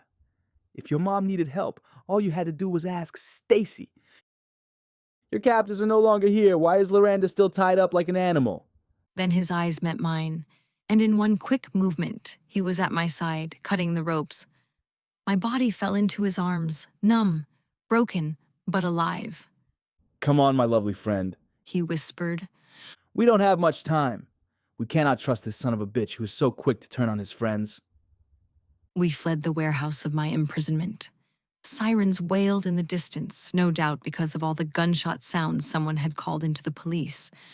But even as the night swallowed us again, I couldn't shake Stacy's words. What if William wasn't the hero I thought he was? What if his bloodline had deep connections with the founding of the Wumon apes? Who was the reason all of this began? This was all planned, even down to using William. And if so, what exactly had I just been saved by? I wondered if William knew about his older brother. I pondered what the fuck happened to William, and why was he drinking the blood of another human? I convinced myself I was just scared. But the following days, William John Pretrovi would die, and what would take his place was Billy. Part 3. The Love That Faded That Day. The mind of Larina Dora Panidi had once been a garden of wildflowers and poetic thoughts, but ever since that day, it felt like a rotting mausoleum of memories and betrayal. The betrayal from my close friend created madness in the mind, hate in the heart, and confusion in the soul. The silence of my room was never truly silent anymore. I could hear whispers when no one spoke, feel eyes watching when I was alone, for the fear of being kidnapped again lingered in my heart. Would the seventh Wuman apes kidnap me again? The walls of my apartment-like dorm room pulsed like lungs, a beating heart, and the vibration of a phone. What a terrible feeling, for the floor groaned with secrets. Stacy. Fucking Stacy. That name was poison on my tongue. For 3 months, I had seethed, my best friend of 4 years, my constant, my confidant, gone in a single act of betrayal. How can one day destroy years of love between friends? I had loved him like a brother, maybe more in a hidden part of my soul, and yet he had chosen to stand by his mother, who orchestrated everything, it would seem, in the mind of the emotionally damaged girl. William said it was not his fault or even mine, but I screamed at him to shut up. I belittled William for maybe, just maybe, if he had been fucking kidnapped and betrayed, he would feel different. So, William shut up. He gave me exactly what I wanted. But why are boys so stupid? I did not actually want him to be quiet. In my soul, I screamed for William to speak, to say something. The event that shattered the bonds of friendship wasn't simple. It was a dark unraveling involving deceit, rituals, dirty money, and something else, something unspeakable. I had screamed inside my inner self every night, trying to make sense of it, to find the moment it all went wrong. William told me once that the 7th Wuman ape gang in Lake Freeburg started off as underground criminals who were caught in 1972 when America had 50 states, before the mainland was said to vanish. The American government, the FBI, CIA, and DEA came together and, like William, created a serum in the form of a pill that unlocked the human mind. In 1972, crime had decreased and America's wealth depended on the prison system. So with the help of both science and God, President Richard Nixon sanctioned and passed a law not known but by those who worked in government capacities to create this diabolical drug. It did expand the mind to new heights, but madness would eventually claim the soul who consumed this. The ingredients of this drug were mescaline, bupropion, heliodiniroc, mixed with an early version of the Freyauskone tea. The results were catastrophic, diabolical, and insane. It turned people who were once loving into beings who had spectacular mental powers, so to speak. Their minds expanded, but their personalities vanished as rage crept into their hearts. They brought on the Illuminati and Freemasons to try to expel this dangerous mind possession. But in doing so, they opened a gate to a parallel world. A planet called Glimmer Prime was found. According to their findings, it held creatures called the Vent People, grotesque creatures that ripped apart humans with ease. The queen of the spatial expanse and her offspring would infect them, for at their core they were a parasitic species. A researcher was found there. She claimed to be a time traveler and wanted to rewrite the future, for it was her that infected the human race. A very calculating woman who held jealousy in her heart. Her husband, whose name has somehow never mentioned, was the first intentional victim. He knocked over a glass vial when she was thought to be sleeping, but in reality he had broken her when he called another girl baby, told the other girl he loved her, and eventually that man would die. He was a writer, and she was a scientist. Her name was Alexis Briggs. The researcher was infected with the parasites from these beings, so the government left taking her with them. They eventually did extract the parasites, but it was modified and put into the drug enhancing it. Eventually, those who consumed this drug would, in a sense, become zombies, needing human flesh to survive. They were addicted to this drug. The government started arresting these souls, and soon the prisons were making billions of dollars. A conspiracy, and those who found out about these events would be either killed, forcibly required to take the drugs, or exiled to the 51st state.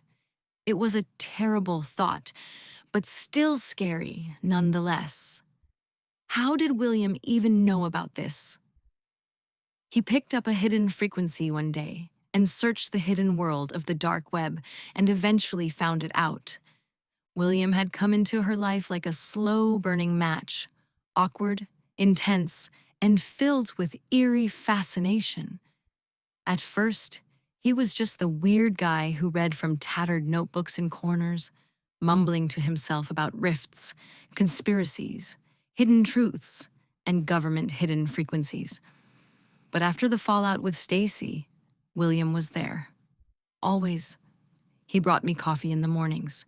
He made love to my soul and body, and I was at peace and had become dependent on what he gave me. William smoked marijuana. Even though I did not want him to do it, he kept doing it, just not around me. He was depressed, for I was not the only one who lost a friend. Stacy and William had been friends for over 8 years. He'd walk me home even in the freezing rain. His presence was soft, his words romantic, filled with poetic longing. I fell in love like moths spiraling toward a flame, but eventually that flame would be snuffed out. But the more I clung to William, the more I suffocated him.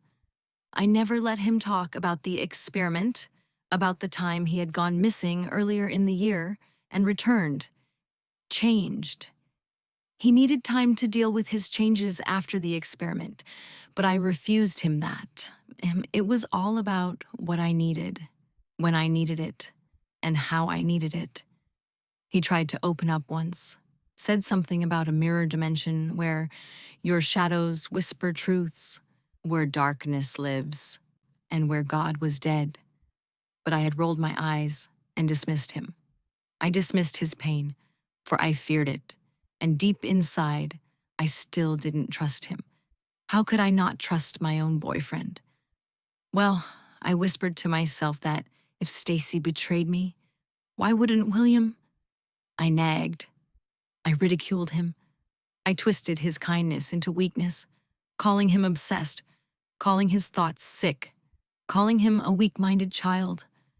Our love eventually turned dark, our conversations always ending in tears, for I was bringing out the worst. Women often think because they don't cheat, physically abuse, or show up to the men they are romantically involved with, that they are the best and deserve better. But love like that soon turns into hate. One night, beneath the flickering lights of the pavement outside the dorms, William stood silently, holding a single purple rose. He kissed my lips, cold, trembling. I love you, but I'm not your emotional punching bag. I'm not Stacy, he whispered. He said he would always love me, but I was far too toxic, for he was a person and not a robot. He said I needed time to heal. Therapy, maybe, but distance, definitely. He said he deserved better, and the same friend I lost was the same friend he lost. Then he was gone. I would not see him for 6 weeks. I missed him. He was my drug. I fucked up what we had because I let my racing thoughts, anger, and sadness get the best of me. It was now summer break. The sky hung low like a bruise. Larina Dora, hadn't slept in days, maybe a week. William hadn't answered my calls or messages. No one had seen him. His dorm was cleared out, as if he'd never existed. But that was not possible because his book collections still remained. I remembered better days. I remembered the taste of his kiss. The following evening, a stranger gave me an envelope. It was marked with a deep violet wax seal. Inside was a single note. You never listened, but you must now. I have seen vast worlds, perfected the experiment, madness, turns into enlightenment. The Church of the Mormons were right. The Illuminati have given me knowledge of the gods. I have found the original Heliodinarok. Meet me where the experiment began. Love, William John Pretrovi. My heart plummeted. That place. The Higgins Woods, the name it was called. As I rushed towards the spot, I see William, but he was different. He was all over the place, sporadic, and was scratching his neck. Hello, my old friend, Loranda Panity. I have brought us all back here. I have witnessed God. I will change this dying planet. My mind is enlightened. My mind is free. Let us all partake, he shouted. I was mad, for he knew how I felt about Stacy, but did not care. Our friendship had deteriorated and evaporated. The experiment had already started, but why were there bones everywhere? Bones and shattered glass. The air was thick and metallic, like blood and ozone. The flashlight on my phone flickered as William descended into a sinister laugh that could not be stopped. Had I broken my friend? I found symbols drawn in chalk. Wait, at closer glance, it was written in blood, a circle with 4 crescents, candles, half melted, chains on the walls, and William. But he wasn't alone. He stood at the center of the circle, eyes closed, lips whispering in tongues. Behind him, a mirror, a reflection, but his reflection was not him. It laughed and waved, but William now stood still. It looked at me, showing its black, long, octopus tentacle-like tongue. I saw the extra row of teeth in its mouth, and behind him was a tree. Wait, it was the same tree from my night terrors. What the fuck was going on? It wasn't reflecting this world either. Maybe what was to come. It showed a corridor lined with flesh-like walls, with versions of William, twisted, broken, and laughing. William, I gasped. He then turned to me slowly. His eyes were glowing a dull violet. His face, still his, but cracked like porcelain. His voice was layered with something inhuman. I needed to see if love could ground me. He said softly. But you never let me be seen. You feared the dark parts of me. You dismissed the things I was passionate about, the ones that went to the other side. For you snuffed the light-filled version of me till only the darkness emerged. I hate you. You selfish, self-centered, needy bitch. Self-centered, needy bitch. William said in a strange voice. His voice sounded robot-like and dull almost. It was as if it was not him. I stepped back, shaking. I didn't mean to. William, please. What is this? He smiled, eyes glassy with tears. This mirror, it takes what we suppress. I brought you here because it's your turn to see. Stacy refused, but tomorrow is always an option. To understand what I endured, only then can we truly love again. I would have loved you forever. It is through this perfected tea. I command the power of gods now, you dumb pig. I screamed as madness reached from the mirror. Stacy looked at me with tears in his eyes, and our eyes locked. He said he was so sorry for all of this, that he loved his mother, and that the gang had forced him to betray his friends. He spoke of how they ripped off his toenails, stabbed him with knives, and even burned him. I did not know what he had endured, and it was here I accepted his apology. Stacy told me he had come with 4 people, but William killed them all, ate them, and burned them till only bones were left. So it was here Stacy and I would plan our escape. However, a woman came to us. How did she find us? She no doubt followed us. It was Ms. You-know-wo. How the hell? William? What on earth are you doing here? Medical supplies have been reported stolen, and students say you were seen with a brown bag. What is in the bag, William? I knew you were in a dark place, but we had an agreement. Do what I say, and I won't rat you out. She said. But William screamed at her that he was not William. He said, "Call him Billy," and that the only thing that awaited her was death. She took out her phone to try to call for help, but he got on all fours and charged the lady. That day, I saw him tear into the flesh of Ms. Yuna-Wo. She begged for help, but our bodies did not listen. He ripped off her limbs and ate her as he picked up his teacher's arm. Her blood leaked and dripped into his mouth, and a look of happiness and pleasure could be seen. We took this as an opportunity to run, and soon we would be chased after. No longer did he talk, but growls and demonic-like sounds could be heard from him. William died that day, and Billy emerged, forever changing the dynamics of our friendship. Would we escape to freedom, or would we be killed that summer? Part 4. The Academy of Sin. It was as if life itself had become a vicious loop, an endless cycle of betrayal, deceit, and emotional carnage that gnawed at the sinews of my sanity. My heart, already fractured, could not bear another break, but it shattered anyway. The betrayal of Stacy Hamilton turned into friendship, while the reason I became close with William transformed into his betrayal. William was turning into a monster as he craved evolution of the mind. He craved violence as he killed Ms. Yuna-Wo with no second thought. He became what goes bump in the night, a boogeyman, so to speak. First, I lost Stacy, my childhood friend, my brother in arms, when he chose blood ties over truth. He picked blood over loyalty, and that shattered me to my core. Then came William, the strange but beautiful boy who stitched me back together, who whispered the universe's madness into my ears like lullabies. But I ruined that too. I smothered his love, silenced his pain, and now he was gone.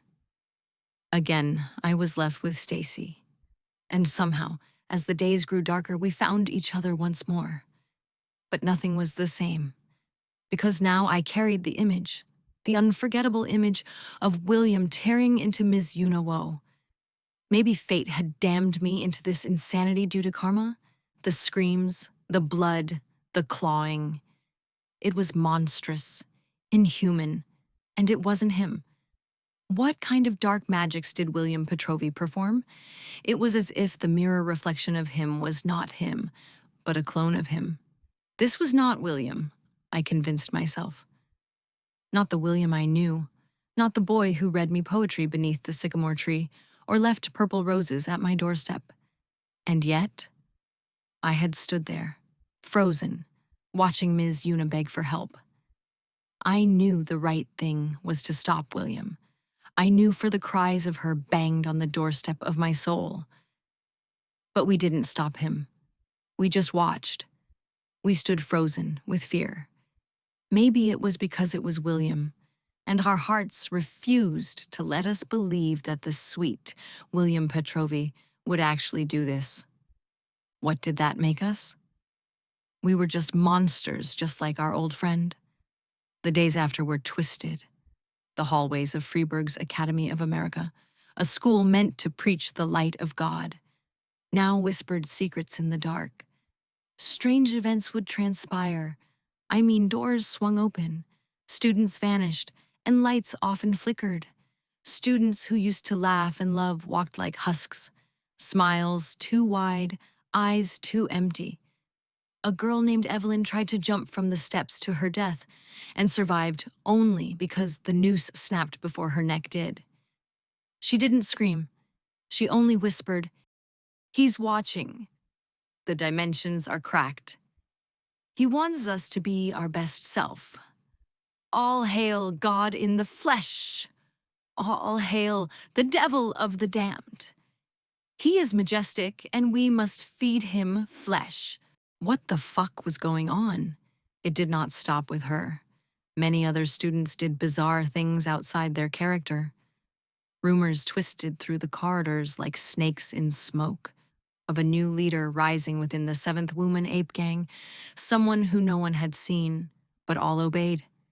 They called him the Surgeon. They called him God. They called him the devil. Whatever they called him, they all said he was birthed from a different dimension. Cold, calculated, sadistic. Yet something deep inside me churned with dread. It was William. I knew it. Stacy felt the same way as me, but we couldn't just assume it was our once beloved friend, could we? Then came that cursed night. A night drenched in silence so thick it choked you. The night we found out the truth. The night we saw Donald Trump controlled by a puppet master. We saw the president as he was now a slave to the creature who would enslave the entire human race. An entity of the darkest magics, who controlled the mind as mental enlightenment was its obsession. An entity far darker than the devil, and one who would kill any without remorse. The scariest day of my life up until now. I noticed the moon was full, bloated like a corpse. Stacy and I were walking back from the dorms. The candles had flickered unnaturally tonight, and crucifix necklace around my neck had insisted we leave early. It was strange it kept turning upside down as it froze in midair. The breeze was icy and motionless, like the breath of something dead. That's when we saw him. Freddie Malono. He stumbled from the shadows, his once imposing figure now broken, hunched, and soaked in blood and bile. He reeked of death, shit, blood, and fear. His eyes darted around like a frightened animal's. He limped, shaking violently. William had broken his arm that night when we found out the truth of Stacy's sin. Help! Help me! He gasped, collapsing in front of us like a dying child. It's Billy. He's not human anymore. He runs the gang now. He has Bianca in his demonic grip. He swore to bring an end to both the world and the church. I swear to God, he puts needles in us. He rips into our flesh, injects us with something in a syringe, and then we see visions of our own death. My skin burns. My hunger won't stop. I have to eat something. Freddie screamed. We exchanged horrified glances. Freddie, who the hell is Billy? Stacy asked. Freddie froze. His eyes went wide. Billy is the devil. He hissed. Billy is William fucking... Boom! His arm exploded, literally burst into shards of shimmering glass-like flesh. It glistened a grotesque pink as blood sprayed across the concrete. His body convulsed, flesh stretching, tearing, blistering. Teeth rained from his mouth like cracked porcelain. In their place, black fangs tinted with red emerged. His eyes rolled back into his skull. And then he screamed, Flesh! I need flesh! Words turned to noises, and noises to growling. Freddie was a beast. We barely had time to breathe before he charged us, howling like a demon unleashed. My legs wouldn't move. My soul was frozen. And then I heard it. A voice. Software maternal. Like light cracking through darkness. Awaken, Larinadora Lara Piniti. Become one with God and stop this monster. I have seen you fall. But now, rise. Mama loves you, baby. I collapsed, clutching my head. My mother's voice. She had died 5 years ago. I felt her breath on my cheek. Was I going insane? The world began to spin. Suddenly, heat surged through my spine, burning every nerve in my body. I saw flashes, visions of crosses made of bone, a garden of bleeding flowers, and William, standing in a circle of fire, laughing. William laughed at my weakness and said he could never love a broken piece of shit. He said I could not beat God. When I opened my eyes, my body was no longer my own. Stacy asked what was going on with my eyes. He said they glowed a bright green. I felt strong, divine, horrifyingly awake. Freddie lunged, but this time I moved faster as I saw his movement, as if he was now moving in slow motion. I thought about grabbing him mid-leap and slamming him against the building's wall. Thus it happened when I reached my hand out. It was as if I had telekinesis. He snarled, trying to bite me, his mutated arm twitching like a living thing. However, ever so often he would come back to reality saying he was sorry in a whispered tone. However, soon he mutated more and grew more darker. His mind was out of control. You think you could put me on a leash? I'm sorry you're so weak, and I must escape the tree. He said. What the hell was Freddy saying? Soon the same thing that happened to me happened to Stacy, and we both crushed Freddy with our newfound powers. Stacy put out his hand, and the blood in his body got sucked up like a vacuum, and soon he would lay on the ground, defeated. His scream echoed through the campus, but it wasn't pain. It was relief. His body collapsed into ash and blood, purple, pink, and ethereal colors filled the air as a mist as Freddy began evaporating in my arms. I turned to Stacy. He was staring at me like I was a stranger. What the fuck are we? He asked, his voice shaking. I didn't answer, for deep down, I wasn't sure. All I knew was that the cycle of madness wasn't over. William had become something else, something powerful, something unholy. And if we didn't stop him, I would become just like him. Suddenly we heard a clap and a figure standing in front of us. Hello, my old friends. I have new friends. It's a setback, but soon I will find out how to make the perfect humans, not governed by emotions, but by the laws of logic. Maybe I put too much cocaine in his veins, but now I am so fucking close to finding out the truth. Do you think you can outwit me? I control rulers. I control the fate of time. Miss Yuna Wo is dead just as Freddy is. We are not much different. You think I am a monster, but I am he who will free the human race. Come to paradise. Let me show you. William said, but he sounded like a lifeless robot. Just then, William opened a portal and went inside, inviting us to join him. This would be the only chance we would have to try to save William. We walked through, and it was here we saw a strange man beside him and Bianca. William, who is that? I asked. This made William enraged. He screamed that he was Billy, and only his friends could call him William. Bianca hugged him and then kissed him. She told him he was the perfect man. She fed on his madness, and he fed on her insanity. It was here that I realized that not only did the experiment warp his mind and change him, but so did Bianca Benetti. The man beside Bianca Benetti and Billy Pretrovi was none other than President Donald Trump. But he seemed off. What the fuck was wrong with him? I mean, I had never seen him in person, but his hair was white and much longer than the videos or pictures. He had muscles of a demon, and the death stare he gave us sent chills down my spine. His voice vastly different from what we had heard on TV. I will eat your fucking flesh, you ungrateful bitch. You will die alone, and I will rip into your head, devouring your brain. Oh, the brains, brains, brains. I cannot wait to kill you, Larinadora. He said. Would we be able to beat the fucking President of the United States? Only time would tell. Chapter 5. The Dimensional Tree. Part 1. What Goes Bump in the Night. We stood before the President, not the man all once respected, but a warped puppet of something far more sinister. He was controlled by Billy now, the monster who created this insanity, the man I once loved and still did. The one person that was smart and was always a step ahead. How would we escape this madness? Donald's eyes were distant, glassy like windows, to a soul trapped behind layers of madness.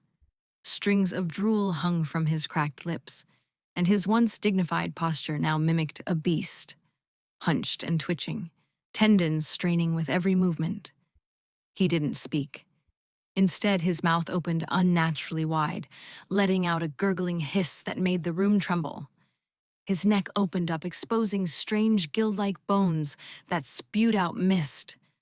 The mist stung the skin, His limbs snapped and twisted, as if something inside him was trying to burst free. Then he dropped on all fours and charged like a rabid dog, bones cracking and limbs contorting. We screamed, not out of fear, but disbelief. This thing had once led a nation, but now it was led by one person, William John Pretrovi. "Mr. President," I shouted, my voice trembling, "please, fight it.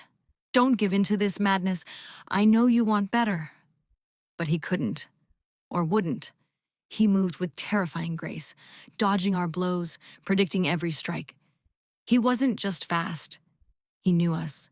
He read us. Our thoughts, our intentions.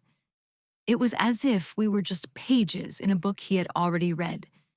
Time after time, we were always a step behind. To this man, we were just pieces on a chessboard. He's inside my head. He can read our minds. He knows the future. I gasped, clutching my temples and my chest. He knows we hesitate. Stacy added. Bianca yelled at the president to finish us off. Thus, he got faster and stronger, as if he was just holding back this entire time. I tried to hold him back with my mind, but even with my newly awakened telekinesis, it felt like pushing against a glacier with bare hands. He countered each mental shove with crushing force, sending us flying with invisible waves of power. Every time I got close, he'd whip around, claws slicing through the air, tearing through concrete like paper. We would die if we could not win. Under his feet, a mound of bones crunched and shifted, femurs, skulls, jaws full of shattered teeth, not relics of the dead, but trophies of those who had failed. That grotesque crunching sound followed every movement he made, as if the ground itself was gnashing its teeth in warning. My heart pounded, not just with fear, but adrenaline. I was enjoying it, the fight, the violence, every exchange of power. My instincts screamed in terror, but my mind whispered more. Was this part of the experiment too? Maybe this was what William was now addicted to. Bianca screamed again, this time from the other side of the room. She had drawn a pistol, her eyes wild. "This ends now!" Bang! The president's skull jerked back, a clean shot through the forehead. His body collapsed into the sea of bones, unmoving. For a moment, there was silence. Only our gasping breaths filled the space. Questions filled the air, but soon was interrupted, for then Bianca laughed. It wasn't a laugh of relief or disbelief. It was cold, sinister. Soon William had laughed with her, and the two of them laughed in rhythm and synchronization. What's funny?" I asked, inching away. She didn't answer, just kept laughing, even as the bones beneath the president began to rattle. William spoke. Oh, my old friend, God cannot die, and neither can his angels. I will bury you in the ground as you cry for Stacy. You will get no mercy. As you cry for Mommy, she will not hear you, for she is with the fallen now. You might even say, William, please, I know you are a good person. Stop this. But William has long ago died, and I have risen. Billy, you fear God as you should. When I needed you, you treated me like dirt. Stacy was the one who betrayed us, but you acted like my interests was shit. You thought I was shit. Bianca never treated me like that. Her beautiful hair, her sweet calming voice, her gentleness is all I need. I realized I never did love you, Loranda. You treated me like garbage, and you will die tonight. He said to us. Our once beloved friend was gone, and what took his place was the actual devil, Billy John Pretrovi. With a sickening crack, the corpse twitched. Then it rose. Half of his face was gone now, exposing a blackened eye socket and rotting jawbone. Yet his powers surged, stronger than before. The telekinetic wave that followed sent us all crashing into the walls. He roared, but not like a man, like an emptied soul trying to mimic emotion. Nothing but hunger. Bianca stopped laughing. The horror dawned on me slowly. The experiment didn't make people powerful. It erased them, reversed everything they were. Kindness turned to cruelty, empathy to sadism.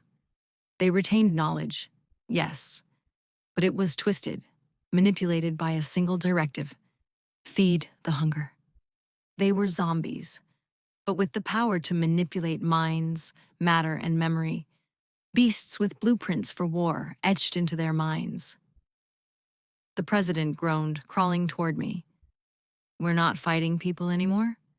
These are monsters wearing human skin. And yet, we were all part of the experiment too. Another arm came shooting out of Donald's back, much bigger than rest of his body. It made me puke, just the sight of this beast. It was here some people walked through the dimension as it was still opened. Folks that would potentially aid us in our fight with the devil himself.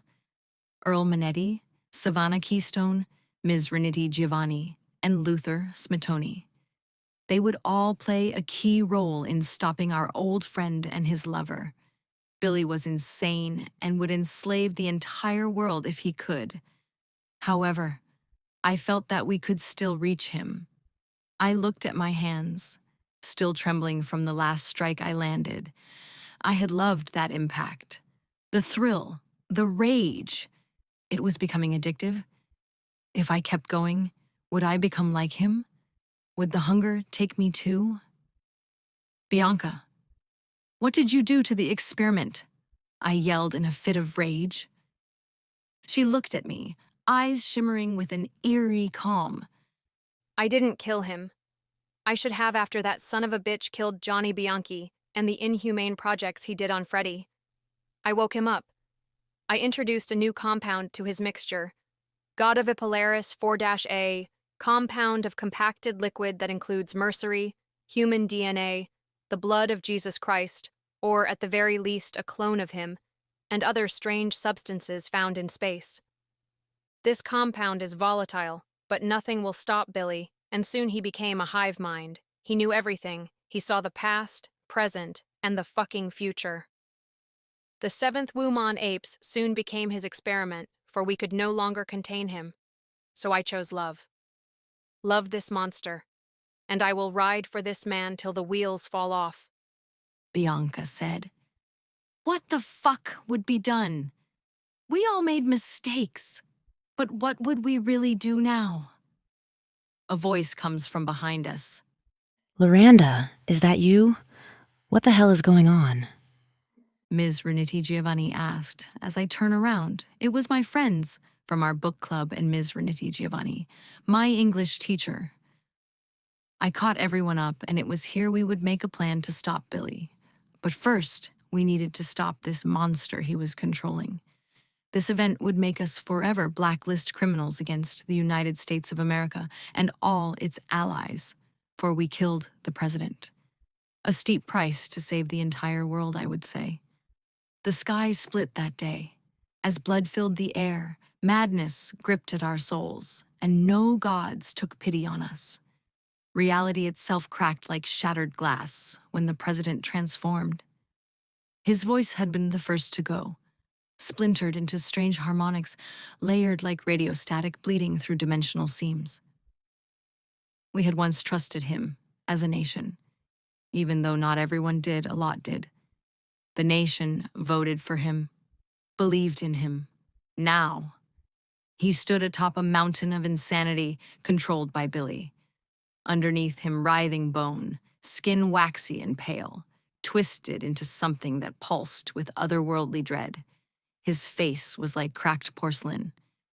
His eyes were galaxies, spinning vortexes that pulled at your thoughts if you stared too long. Behind him was Billy, no longer just a man, but the devil incarnate, his aura black and ancient like something exhumed from beneath the crust of the universe. Billy was calculating and evil. I would soon find out what he did before the experiment. I thought him to be the sweetest souls, but everyone has flaws, and beside him, Bianca, once the kindest among us, now the king of madness. Crowned in thought, cloaked in psychic flame, given the power of the cosmos. Me, Loranda, and Stacy, mere insects before gods.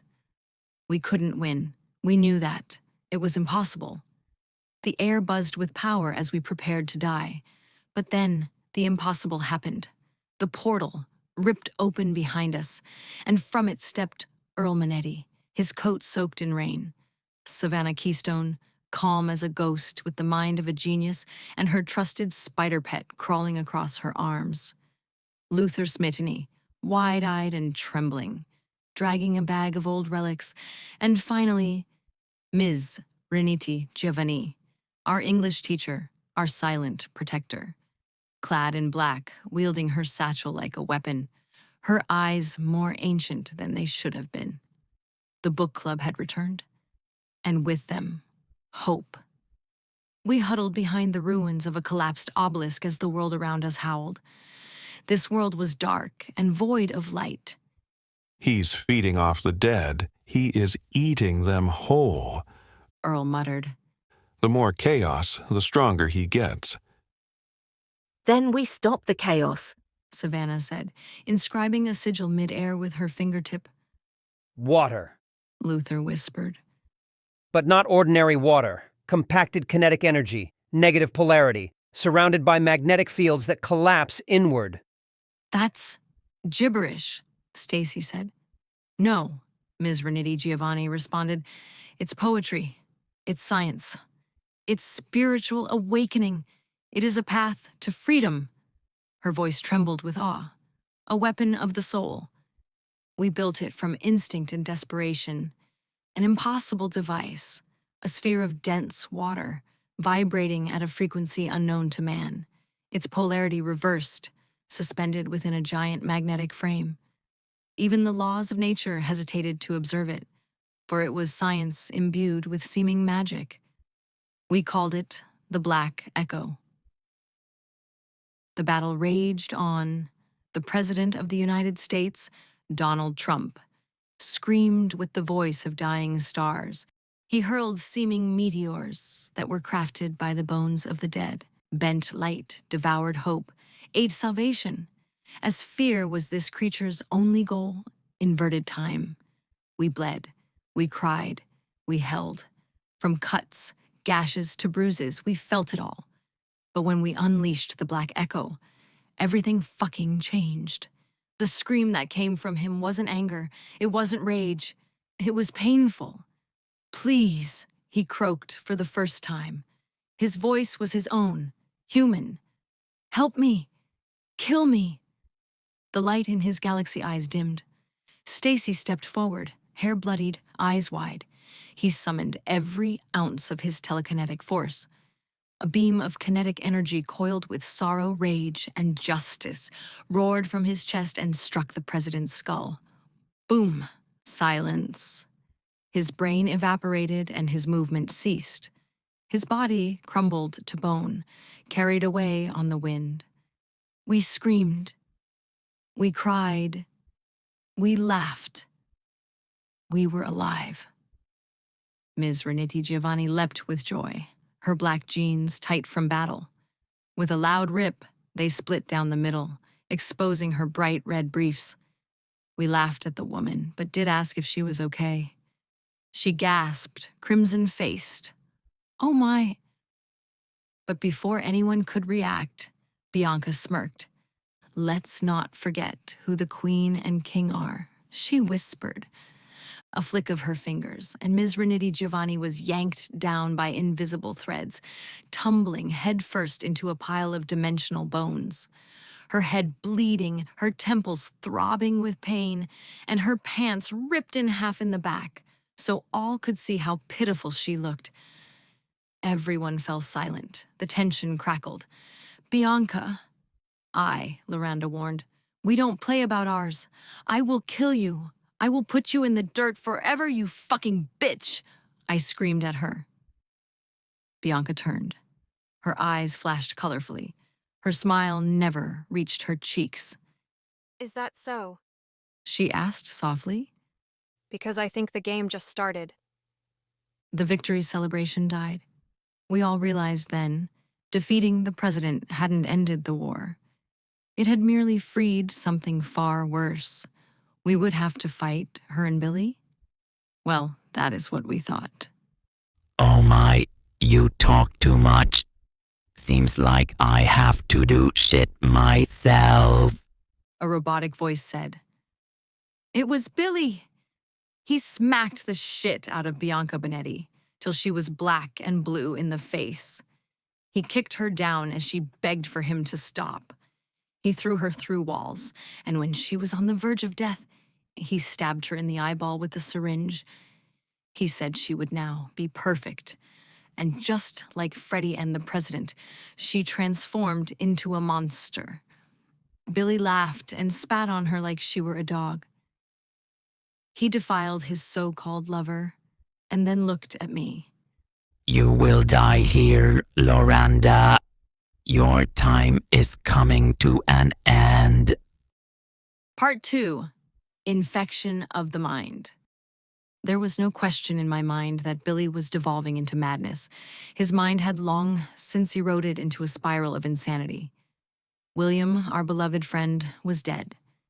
Billy took his place and would not stop until he created the perfect drug to unlock, essentially, the perfect human.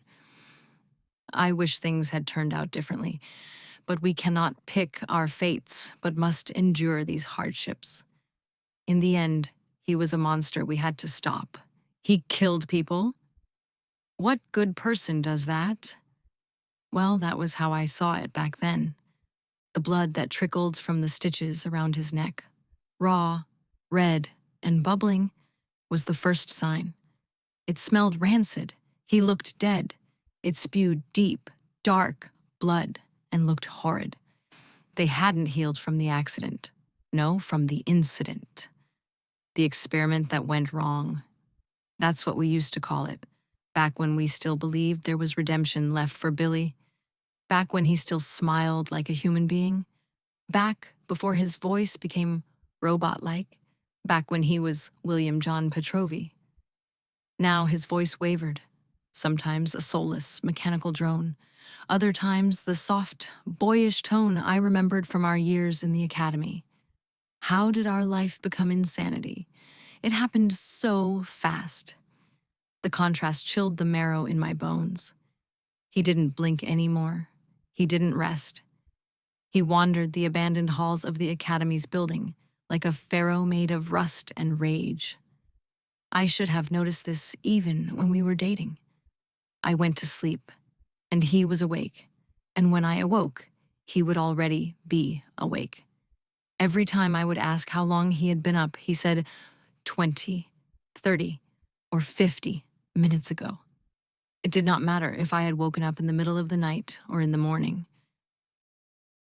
Emotion had long vanished from his soul. He walked with chaos. He breathed madness. Darkness oozed from every step like ink bleeding into water. And then he did the unthinkable. Something that would make me repulsed by Billy. How the fuck did he devolve into such an asshole, to such a shitbag, to a fucking monster? He stabbed a syringe in her eyeball, his lover, Bianca Bonetti. How fucking cruel could someone be? I had seen Billy love, and when he did, he loved with all his heart, because under all that intelligence, he longed for true love, secretly, silently. But it wasn't like me and Billy, for what he gave to her was more passionate, more authentic, more real. He had been everything to her. A genius, a lover, a madman on a quest to make her smile. And she had been his tether to humanity. Or so we thought. I'll never forget the sound, the squelch of the needle piercing into her cornea, the hiss of air, as the devil approached and crept, and then the flood of blood shooting out like a geyser. She screamed. Bianca screamed so loud it felt like the sky split open. She begged, "Billy, please! I don't want to die. I loved you, and I still do." But he only tilted his head and said in that cold, flat tone, "Love is a function of the weak. You had your purpose. It is concluded. Your use has expired like my love for you, Bianca. What more do you have to offer but uselessness like that of Stacy Hamilton and Loranda Pinidi?" He spat on her, like a beast, like something that had never been born of woman. He told us, that she had lost all value, that her intelligence plateaued, that she was just a distraction of flesh.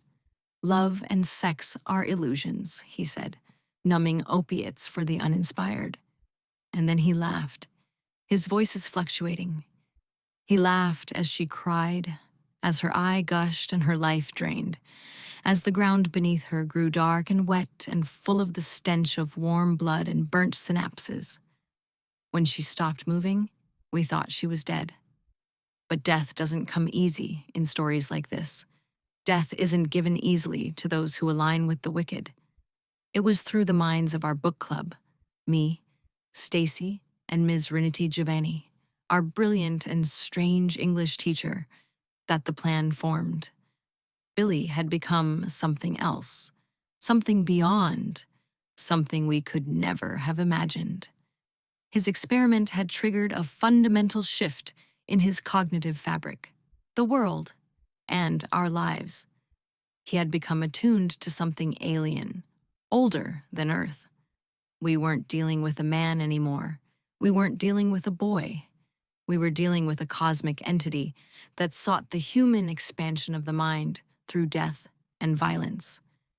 We were dealing with a cosmic echo dressed in a human shell. Billy had created a paradox. An experiment turned into a drug turned into his addiction, and his addiction turned into his sole purpose, the Pretrovi project. Through dark spiritual practices, he researched cosmic science and the erased knowledge of the old America before it completely vanished. He created something that would be coveted throughout time. Pink Billingskov hole. The pink Billingskov hole was a hole that had the ability to open one's psychic, mental, spiritual, and physical mind into a perfect harmony. It essentially operated on quantum empathy, bending reality to the will of its operator by accessing a latticework of unseen particles. What secret scientist from long ago, who worked for NASA, called the thought vein? The only way to defeat him was to trap him in a construct so paradoxical that it couldn't be reasoned with. And so, we built a reverse pink Billingskov hole, a cosmic womb that compressed time inward, pulling matter into a perpetual Genesis loop. It would trap him alone, forever. But the cost was immense. Long before this time the experiment began, Billy confessed something. He had fed them into his goal, his purpose, the reason for his existence. "Do you know," he whispered, almost like a lullaby, "how many souls are needed to silence fear? Fear, you see, is the last thing keeping us from becoming gods, from becoming free. As you know, the caged bird does not sing, for it fears God. Those who caged the bird are now that creature's God." He had killed a couple 2 days prior, Paul and Pauline Giovanni, lovers, young, sweet, naive. They were celebrating their 2-year anniversary in the woods. Billy stalked them like prey. He said he could smell the scent of terror, a chemical humans emit when confronted with death. It excited him. If you remove fear, he said, you create a perfect being, a creature of action, no hesitation. But that's not why he did it. He hallucinated their faces, said they transformed into his grandmother, the one who'd raise hell with baseball bats, irons, even crucifixes dipped in bleach and acid, who beat him for falling asleep. "Children of God do not sleep," she told him. She beat him black and blue often. In his delusions, Paul and Pauline became her. He became fearful, and it was here he knew he had to stand up against the devil and become God. So he casted fear out, for he knew if he did not, He would be forever tormented by his grandmother. He beat them to death with a tire iron, then whispered scripture to their corpses. He urinated on them after taking a sample of their bone marrow, spinal fluid, and cells in their blood. You might be wondering, how was he so proficient with medical-related things? His father was a doctor, and he would oftentimes just watch and study what his father would do. That's what he told us. That's when I knew there was no Billy left, only the devil wearing his smile. Stacy and I took our positions around Billy. It was now or never. Bianca's body still twitched sometimes, her lips mumbling unfinished prayers. I couldn't look at her anymore. Billy said he was almost perfect and flew to the sky, floating slightly above the ground, his stitches glowing with white-hot energy. His eyes were galaxies collapsing. A voice hissed from his mouth, not that robot voice, but his actual voice. Now you met your fate, Loranda, Stacy, and you fucking bastards who follow a losing man's battle. But we activated the device, the reverse portal, to stop Billy. The sky cracked as it rained red rain. It was fucking blood falling from the sky. The ground shook. Billy howled, not in pain, but in ecstasy. Yes, yes, I see it now. The womb of the starless mother, heed my words. Larinadora, I will find you. I will kill you. But before then, I will make you fucking suffer. I promise you that you will witness the death of your beloved mommy. You titty-sucking bitch. Fuck you, whore. Fuck you, Stacy. Fuck your friends and fuck your life. I hate you. I loathe you. You will all burn. Praise be to the mother of the blackened light. Burn in despair. His body contorted, stretching, folding, bending back upon itself, as bones breaking could be heard. We watched his body fold in half as he seemed lifeless. We watched as the blood in his body spilled out, and it was here we left out the portal. When I left and looked back, I said goodbye to William forever. It breaks my heart that William John Pretrovi died that year. He was smart, funny, but in the end he was a vile monster. And I told myself maybe the next life would treat him better as he deserved. Now the halls were quiet again, the experiment just a fading memory. Sometimes I still dream of Billy, of what he became, of how I loved him so much, and the trauma of killing my friend. And in the silence of night, when all is still, I hear him laughing from where the roots of that tree in my dream are. My name is Larinadora Paniti, and this is the story of the downfall of Billy John Pretrovi. We had lost him before his terrible rise would become monstrous. Billy would feast on Freddy's lifeless body. He would become death personified. He would eat corpses, for he refused to die. But time in that dimension is different once both sides are closed. It would take 1 entire year to escape the prison we all had made for him, and when he emerged, his intellect would be increased. His hatred for those who betrayed him would fuel the carnage he would unleash. Billy would make all suffer. In the end, he would become essentially a zombie with cosmic powers who had superhuman-level intelligence.